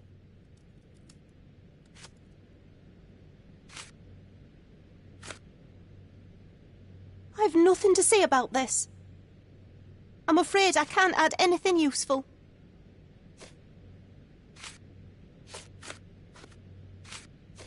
I don't have any thoughts on this. I don't have any thoughts on this.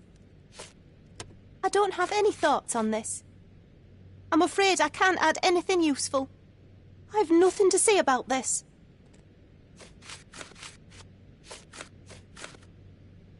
Are you aware that Paul smuggles drugs for a dangerous gang? Mr. Holmes, I've already told you. I call him a pirate in play. He's not an actual pirate. He's a champion and a brave gentleman, not a thug. Let us agree to disagree on that. But don't be surprised if one of his clients knocks on your door.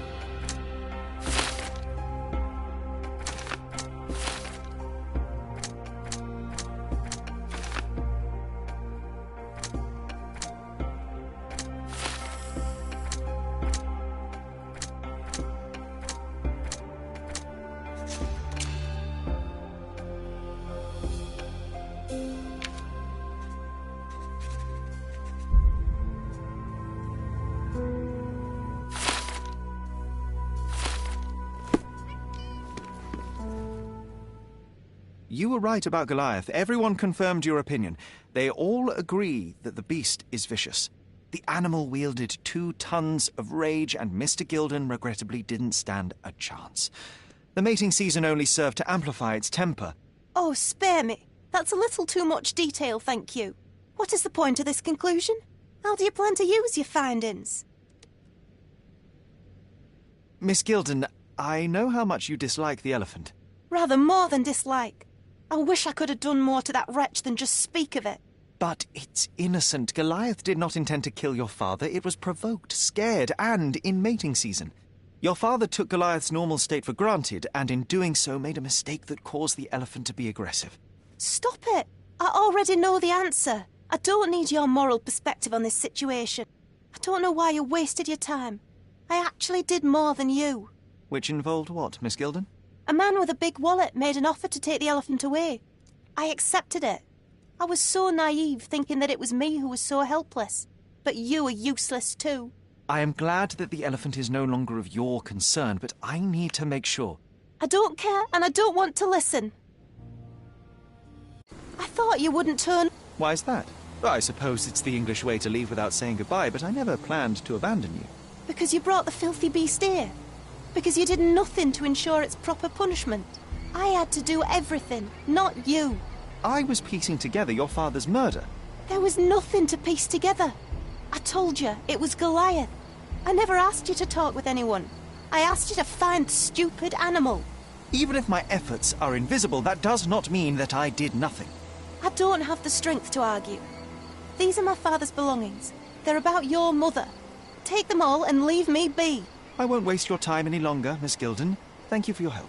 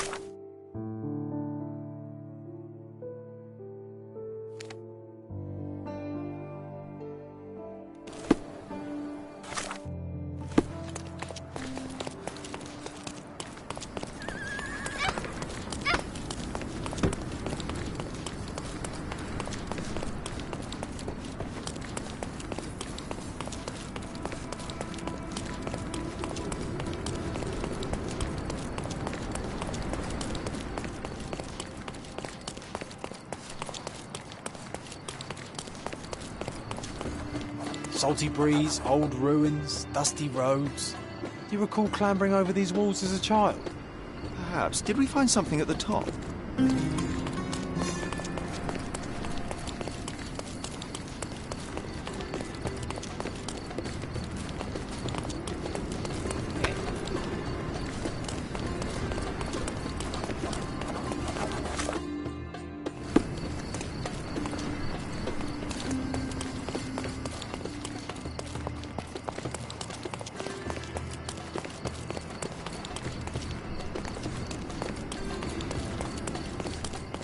Stop loitering and get inside.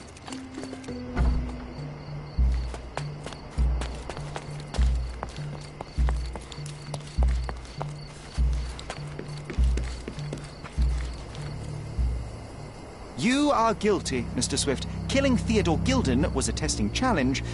You succeeded. What makes you think I'm somehow involved in Gilden's death? My partner's death, I might remind you.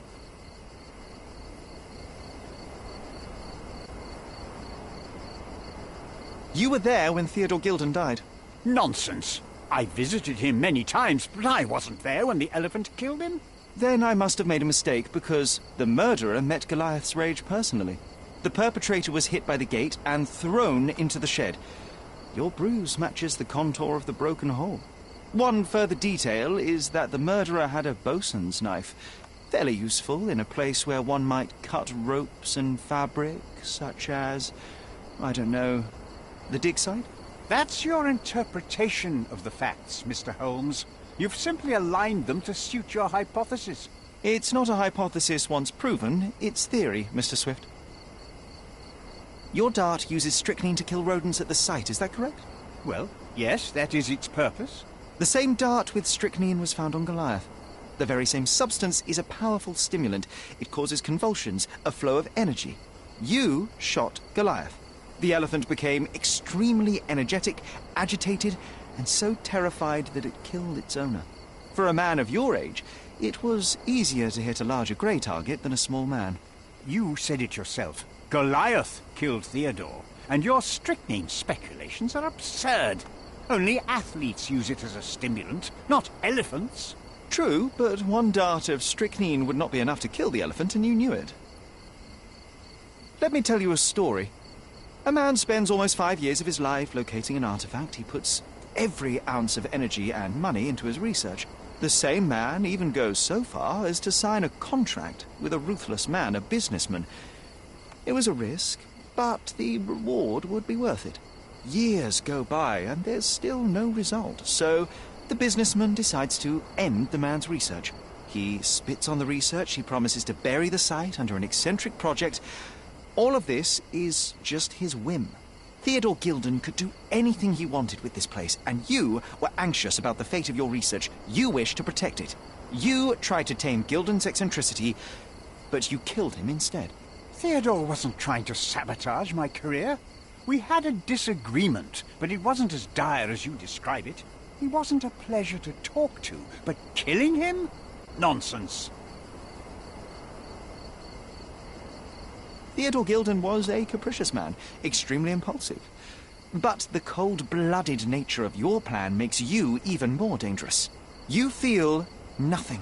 You show no remorse. It was simply a calculated move. And that is why you are under arrest. Nothing. You have nothing on me. I think I'll let the police decide if my findings are substantial enough for prosecution. This is all a dreadful mistake. This can't be happening. The elephant killed Theodore. Goliath is innocent and he should be free. He is not the real murderer here. That is the apex of your career, Mr. Swift. Farewell. I told you Mr. Swift was not a real archaeologist. He was a murderer. I knew there was something wrong with him. Fortunately for us, being a murderer was not his profession. And about the elephant? While you were busy, I've dealt with it. No thanks to you. I asked you to solve this wretched problem, but you didn't. I couldn't be in two places at once, Miss Gilden. I was catching your father's murderer. But how have you dealt with it? A man agreed to take the elephant away. He came to me asking for permission to relocate it to his property, and I accepted. Well, congratulations, I suppose. That is one less problem. Actually, two, Mr. Holmes. I found my father's possessions that you can take with you and disappear. I appreciate it, truly. Well, someone has to do something.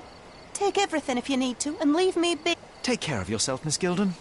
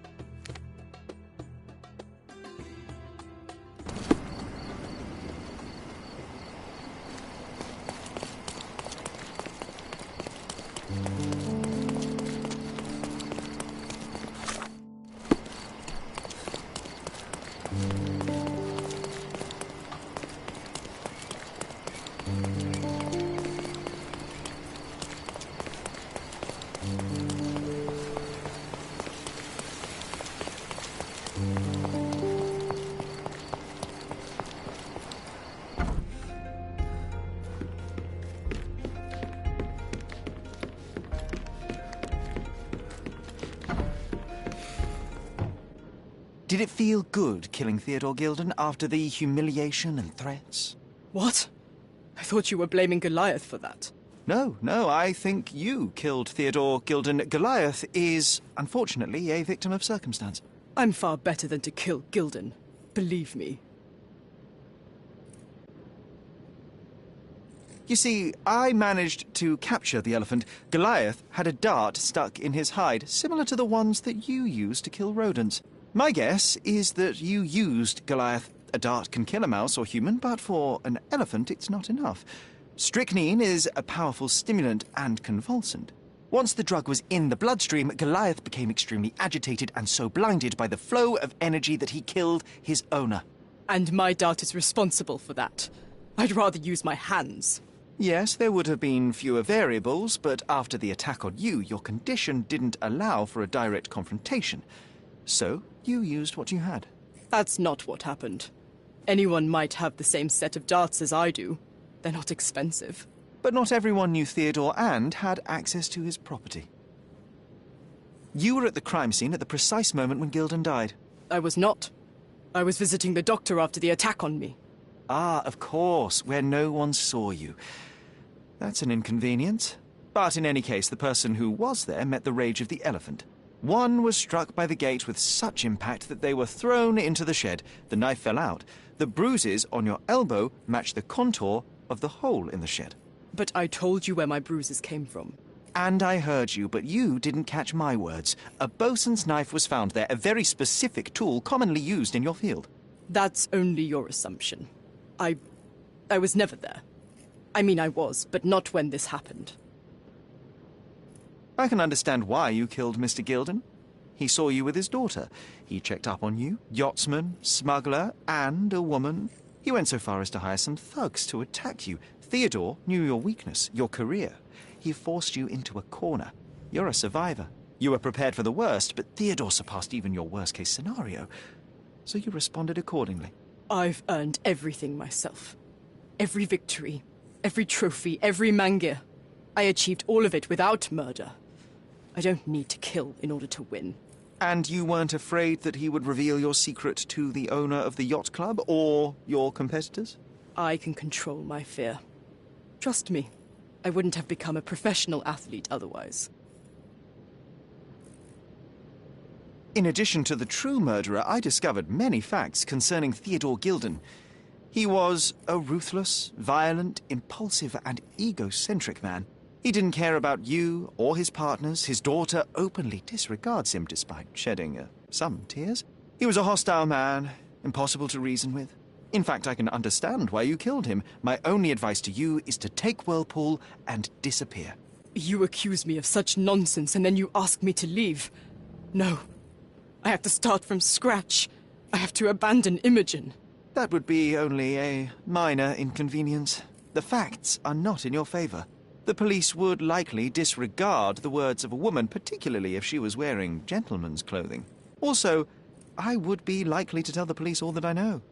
There is nothing for you here anymore, only anxiety and hostility. Would you wish to live like that, or start anew, somewhere safer? A scapegoat. I understand. I have no choice. I have to start over again. The real scapegoat is the elephant. It'll be executed as the authorities need a guilty party. So don't look back. Good luck.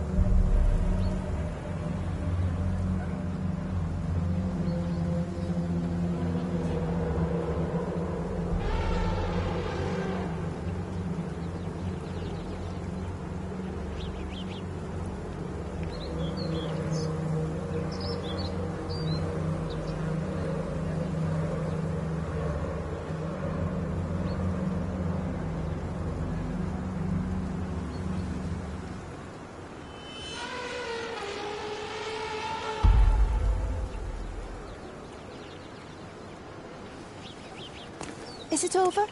Is it finally dead? Goliath has been executed, yes. A barbaric and crude event that your ears shouldn't hear about. Rather a remarkable achievement of justice. Just what I was expecting. Punitive and inevitable. It can't be undone, so why talk about it? Well, you can't undo the past either. But you yourself keep holding on to that. Speaking of which, I have prepared some of my father's belongings. I am more than happy to give them to you as a reward. Goodbye, Mr. Holmes. That's more than enough. Thank you and farewell, Miss Gilden.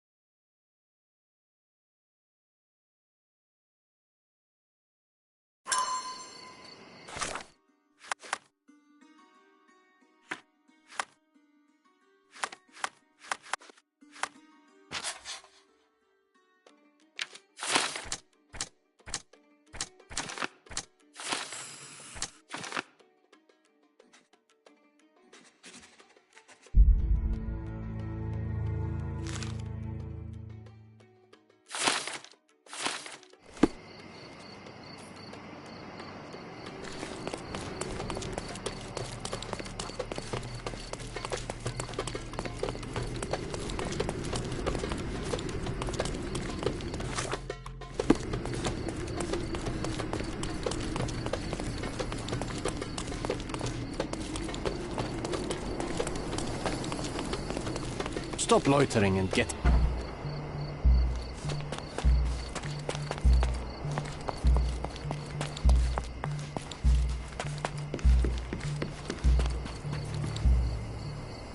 You are guilty, Mr. Swift. Killing Theodore Gilden was a... You were there when Theodore Gilden died. Nonsense. Your dart uses strychnine to kill rodents at the site, is that... Let me tell you a story. A man spends almost...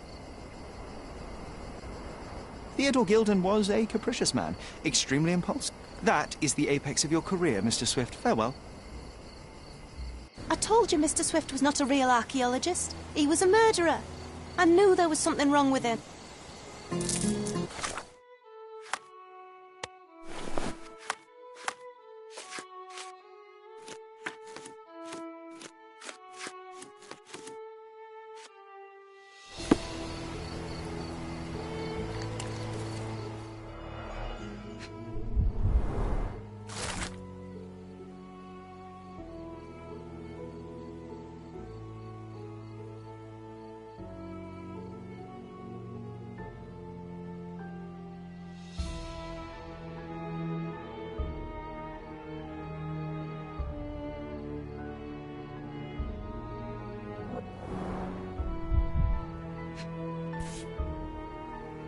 My mother always wore this around her neck until one day it disappeared. I was wondering where it went. She said it was a birthday present from a good friend.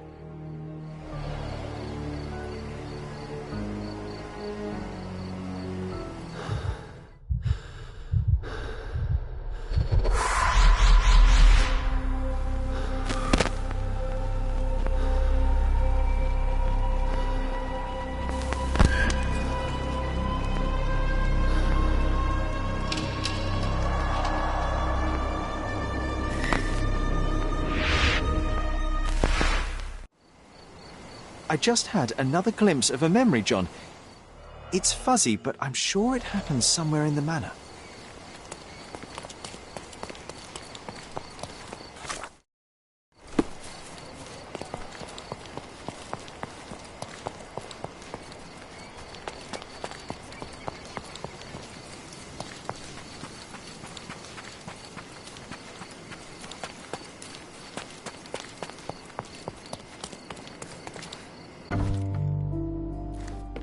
You know, I envy you, Sherry.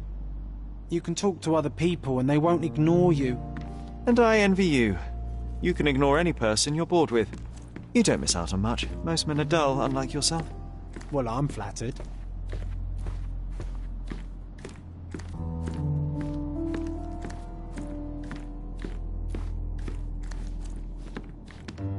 another one. There must be something important behind it. I can feel it.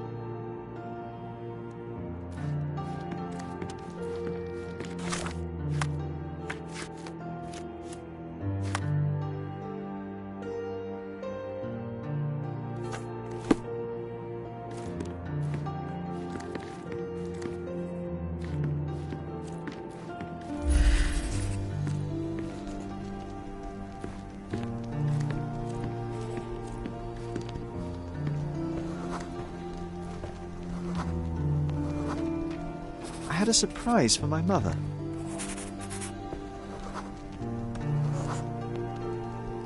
You had a shovel with you, John.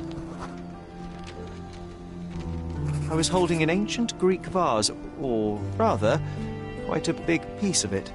I remember now, we dug up the vase from Greek ruins here on Cordona and were eager to show my mother right away. For some reason, the door was closed. We knocked. But nobody answered. We thought that she was busy. So we left the vase and ran downstairs.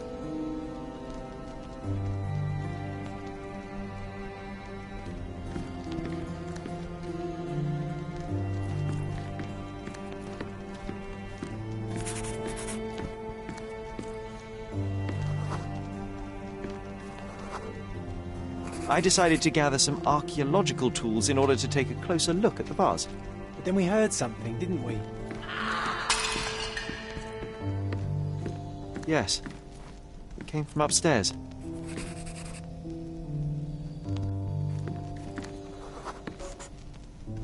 The vase was broken, shards scattered all over the floor. And your mother was standing at the door. Indeed, John. I doubt it was her. Let me concentrate. Otto Richter was standing there, furious at us. Dr. Richter told us never to disturb my mother when the door is closed. He said she had broken the vase. But we didn't believe him. I bet he smashed it. Her things are still here. Presumably Mycroft never felt the need to sort through it all. Or couldn't bring himself to. No. He would have put it behind him and moved on. My brother is not one for sentimentality.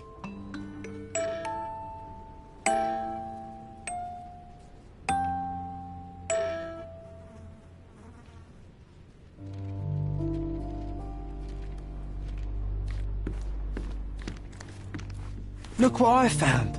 The White King is under attack. Sherry, can you save him and checkmate the opponent in one move?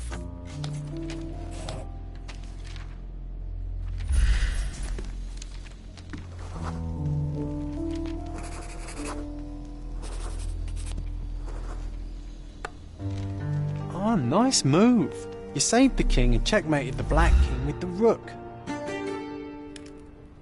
You're not obliged to be here, Sherry. We can leave any time you want. Looks like it was damaged by a blunt object.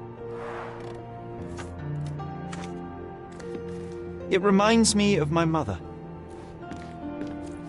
This room always reeked with an acrid medicinal stench. And here is the reason.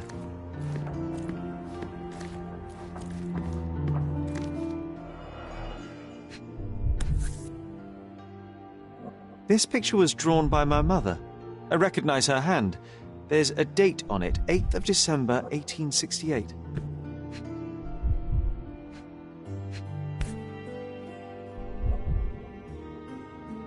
This seems a bit odd. I can recognize my mother's style, but it's far too sloppy. Dated 12th of February, 1869.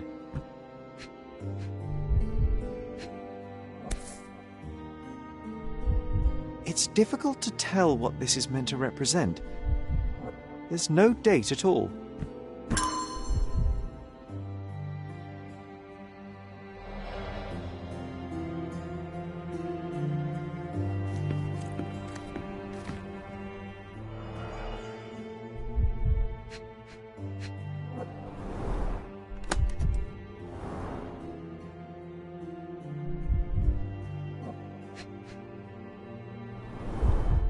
Do you think the doctor could have used these tools here?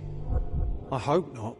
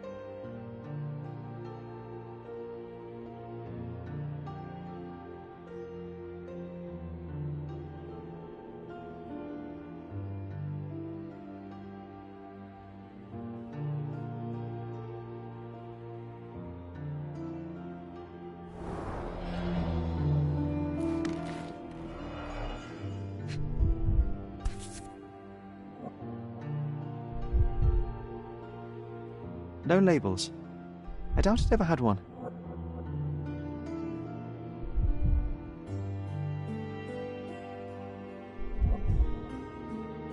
There appear to be residues of the bottle's contents at the bottom.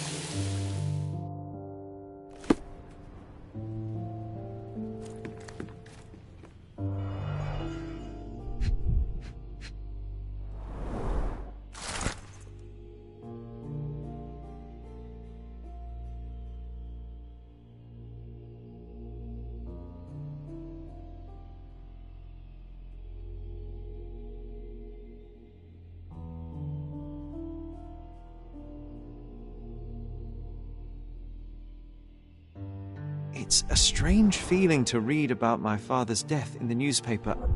I can't recall anything except the deep feeling of loss. You were too young. It happened before we even met. It's so sad. I'm sorry.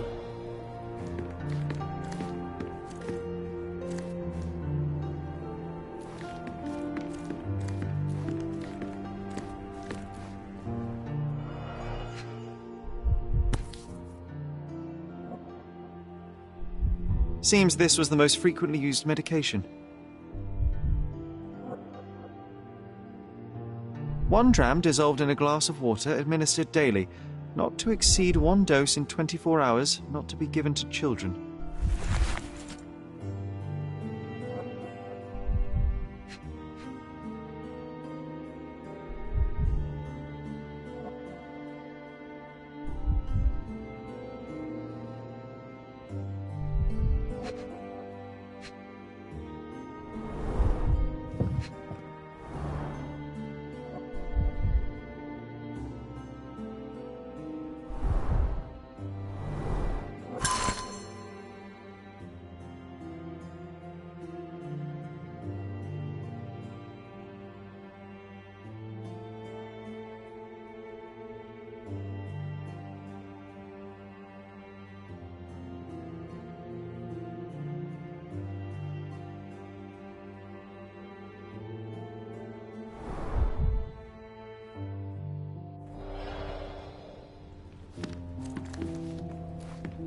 Straps on the bed.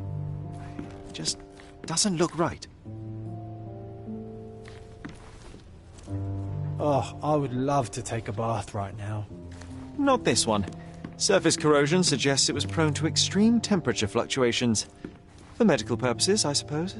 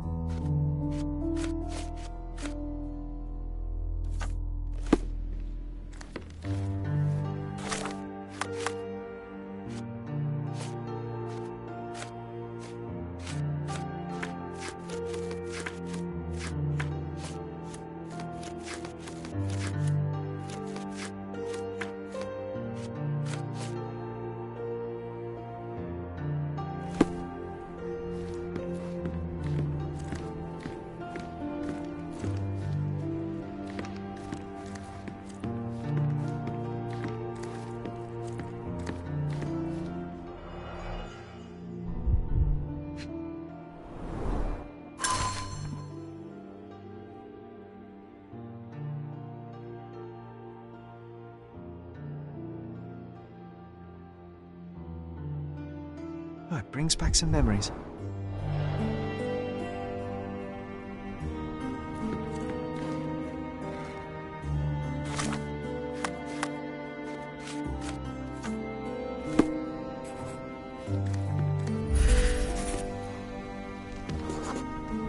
The broken plate shards were all over the floor. Mycroft had to change his suit as the one he was wearing was completely stained.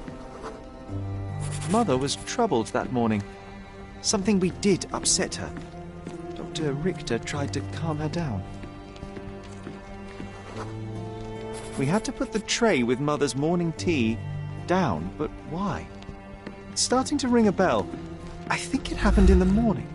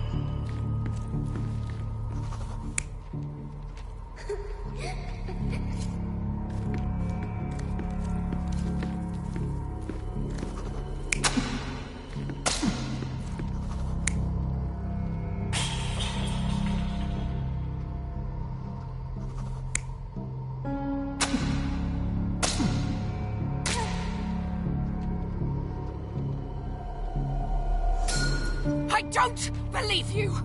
Liars! Get away from me! It's not true! It's not real! What? Oh. Everything will be okay, Sherry. I promise. It was the morning of the 9th of April, the day my mother died.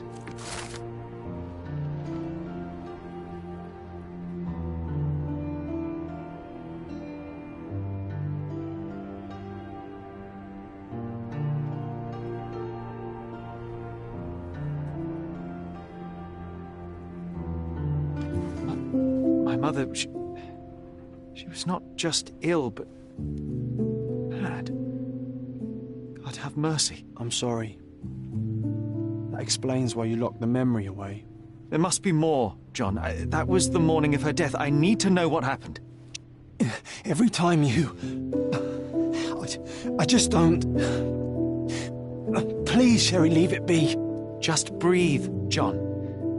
You know that I cannot leave the last stone unturned. We are so close.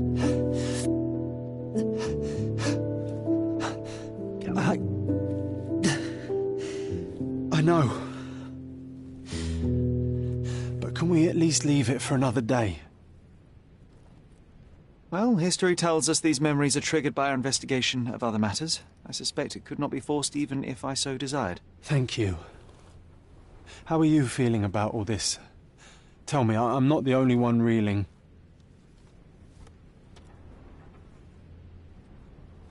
It feels wrong, sad. Like they're the memories of another man. I'm struggling to reconcile my love for my mother with the reality of who she was. And worse, what possessed Mycroft to lie about it? There are precious few pieces of this puzzle remaining, John. Let us dawdle here no longer. Indeed. Wait. Did you hear that? Yes. Metallic soles. What is this sailor doing here?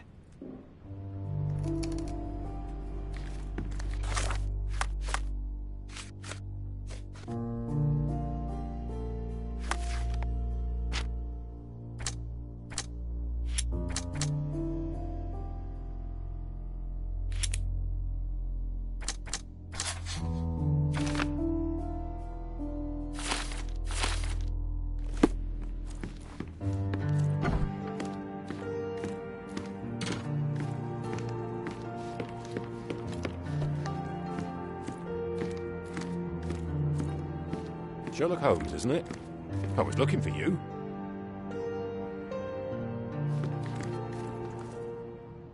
With whom do I have the pleasure of speaking? You can call me your new game. The rules are simple. I have something for you, but you alone must work out what that is. And that something is my prize, I suppose? You're a fast learner, sir.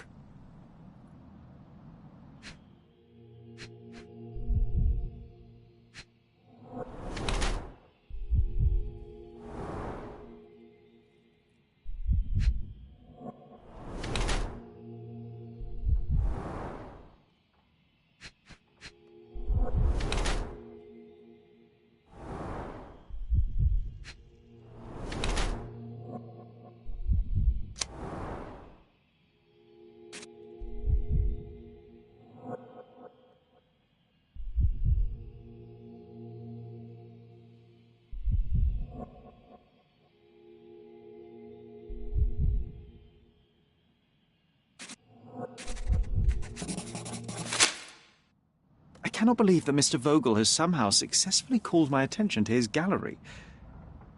You're here with an invitation to visit it, obviously. My word, you are fast, Mr. Holmes. Could you explain how you came to that conclusion? Of course. Explanations are my favourite part of any conversation. Hands without any sign of regular physical activity, in contradiction to one who would most usually wear such a uniform. The paint in your hair is pink. I don't know of any military service that paints their ships pink, unless they have launched a new fashionable fleet. A sailor with the soul of an artist? I would suggest rather a gallery employee disguised as a sailor to mislead me. How many artists on the island know where I live and of my passion for deduction? Werner Vogel is clearly at the top of the list. And you've been attempting to conceal something square-shaped within your pocket. An invitation, I suppose. An invitation to Mr. Vogel's gallery. That was remarkable, Mr. Holmes. Mr. Vogel was right about your genius. I think he may have even underestimated you. This is your invitation. Please tell Mr. Vogel that the seed has been planted. He asked me to tell you to do so, if you win this little game. Farewell.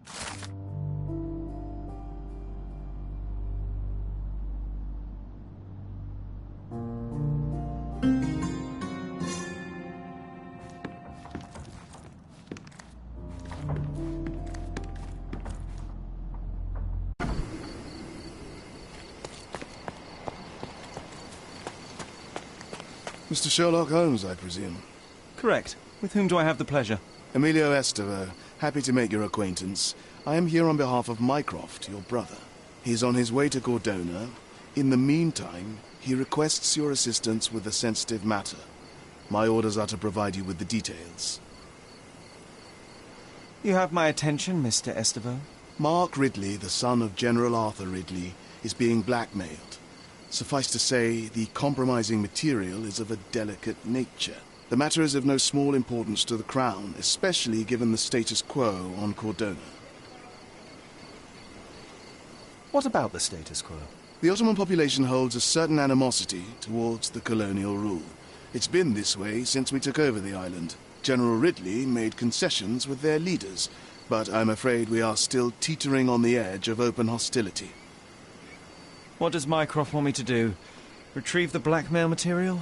No, sir, nothing of the sort. Mark Ridley is meeting the blackmailer atop the old city bridge tower. You shall observe from a distance, then establish the blackmailer's identity. Do not attempt to arrest him. We'll handle it from there. Saving the best for yourself? Fine. There's a cafe just over the bridge that provides a good vantage point. Please report to me when you are done. I'll be waiting for you here, and remember, discretion is of the essence.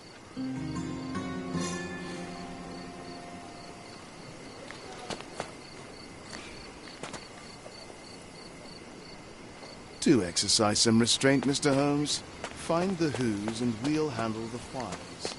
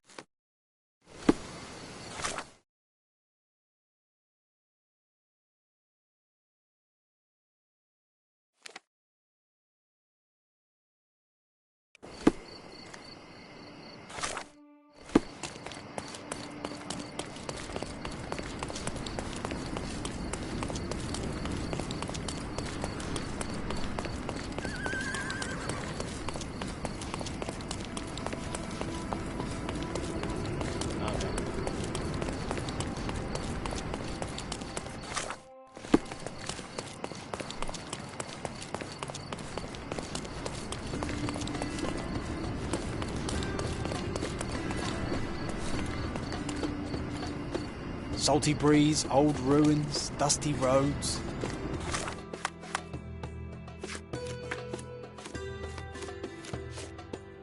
You recall clambering over these walls as a child? No, it was an old skull. What a lucky find for a pair of young adventurers. It was easier to climb these walls back then. Not merely because we're older, but because the ruins are too. Of course. You said we needed to bury him. Do you remember where? Well, one would think burying a human skull would stick in the mind, but somehow... no.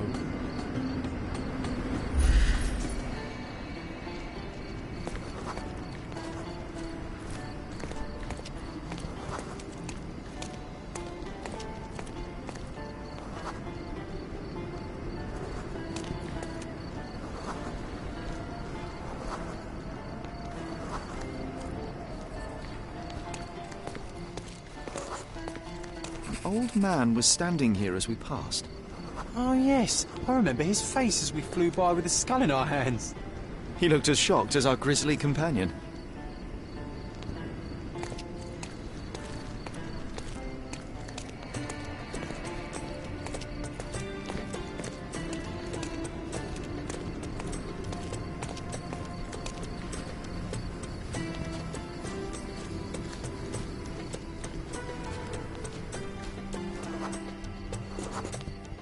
Nothing ever bothers an old Ottoman backgammon player.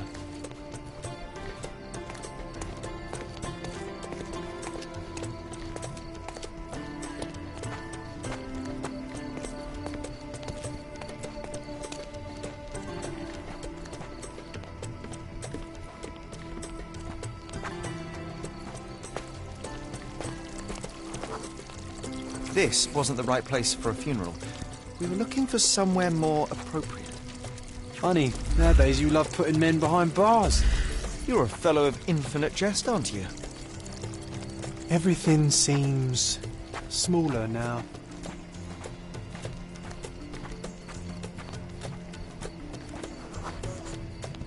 The water level was higher back then. I remember swimming through this mire while trying not to breathe in the horrible odour. I remember swimming through this mire while trying not to breathe in the horrible odour.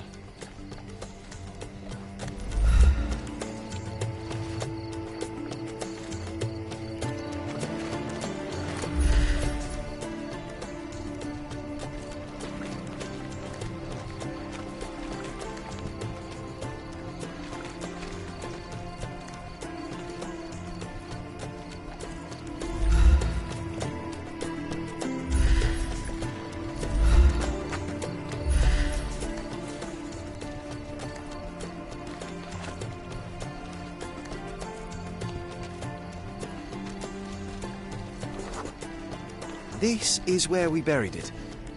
It seems that with time, our friend has emerged once more.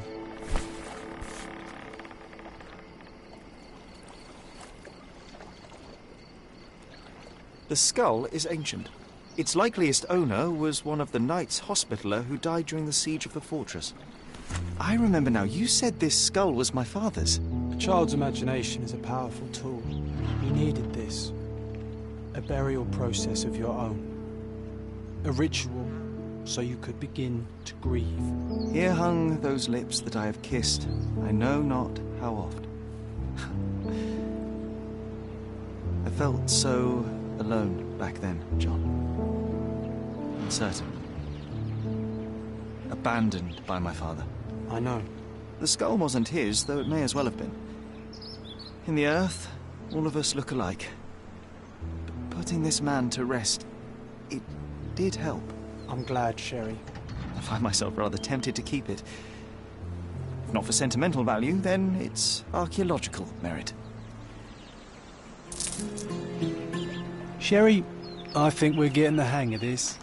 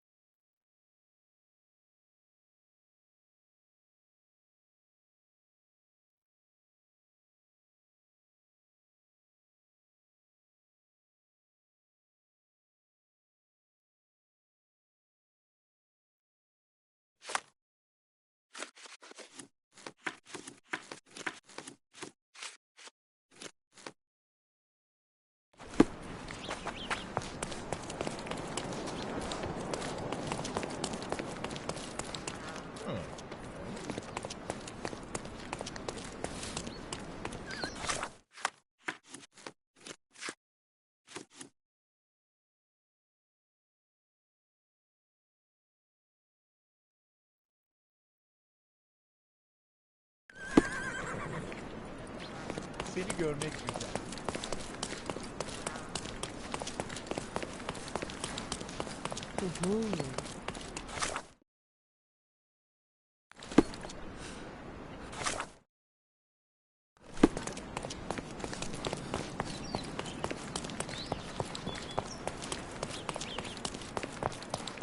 Merhaba.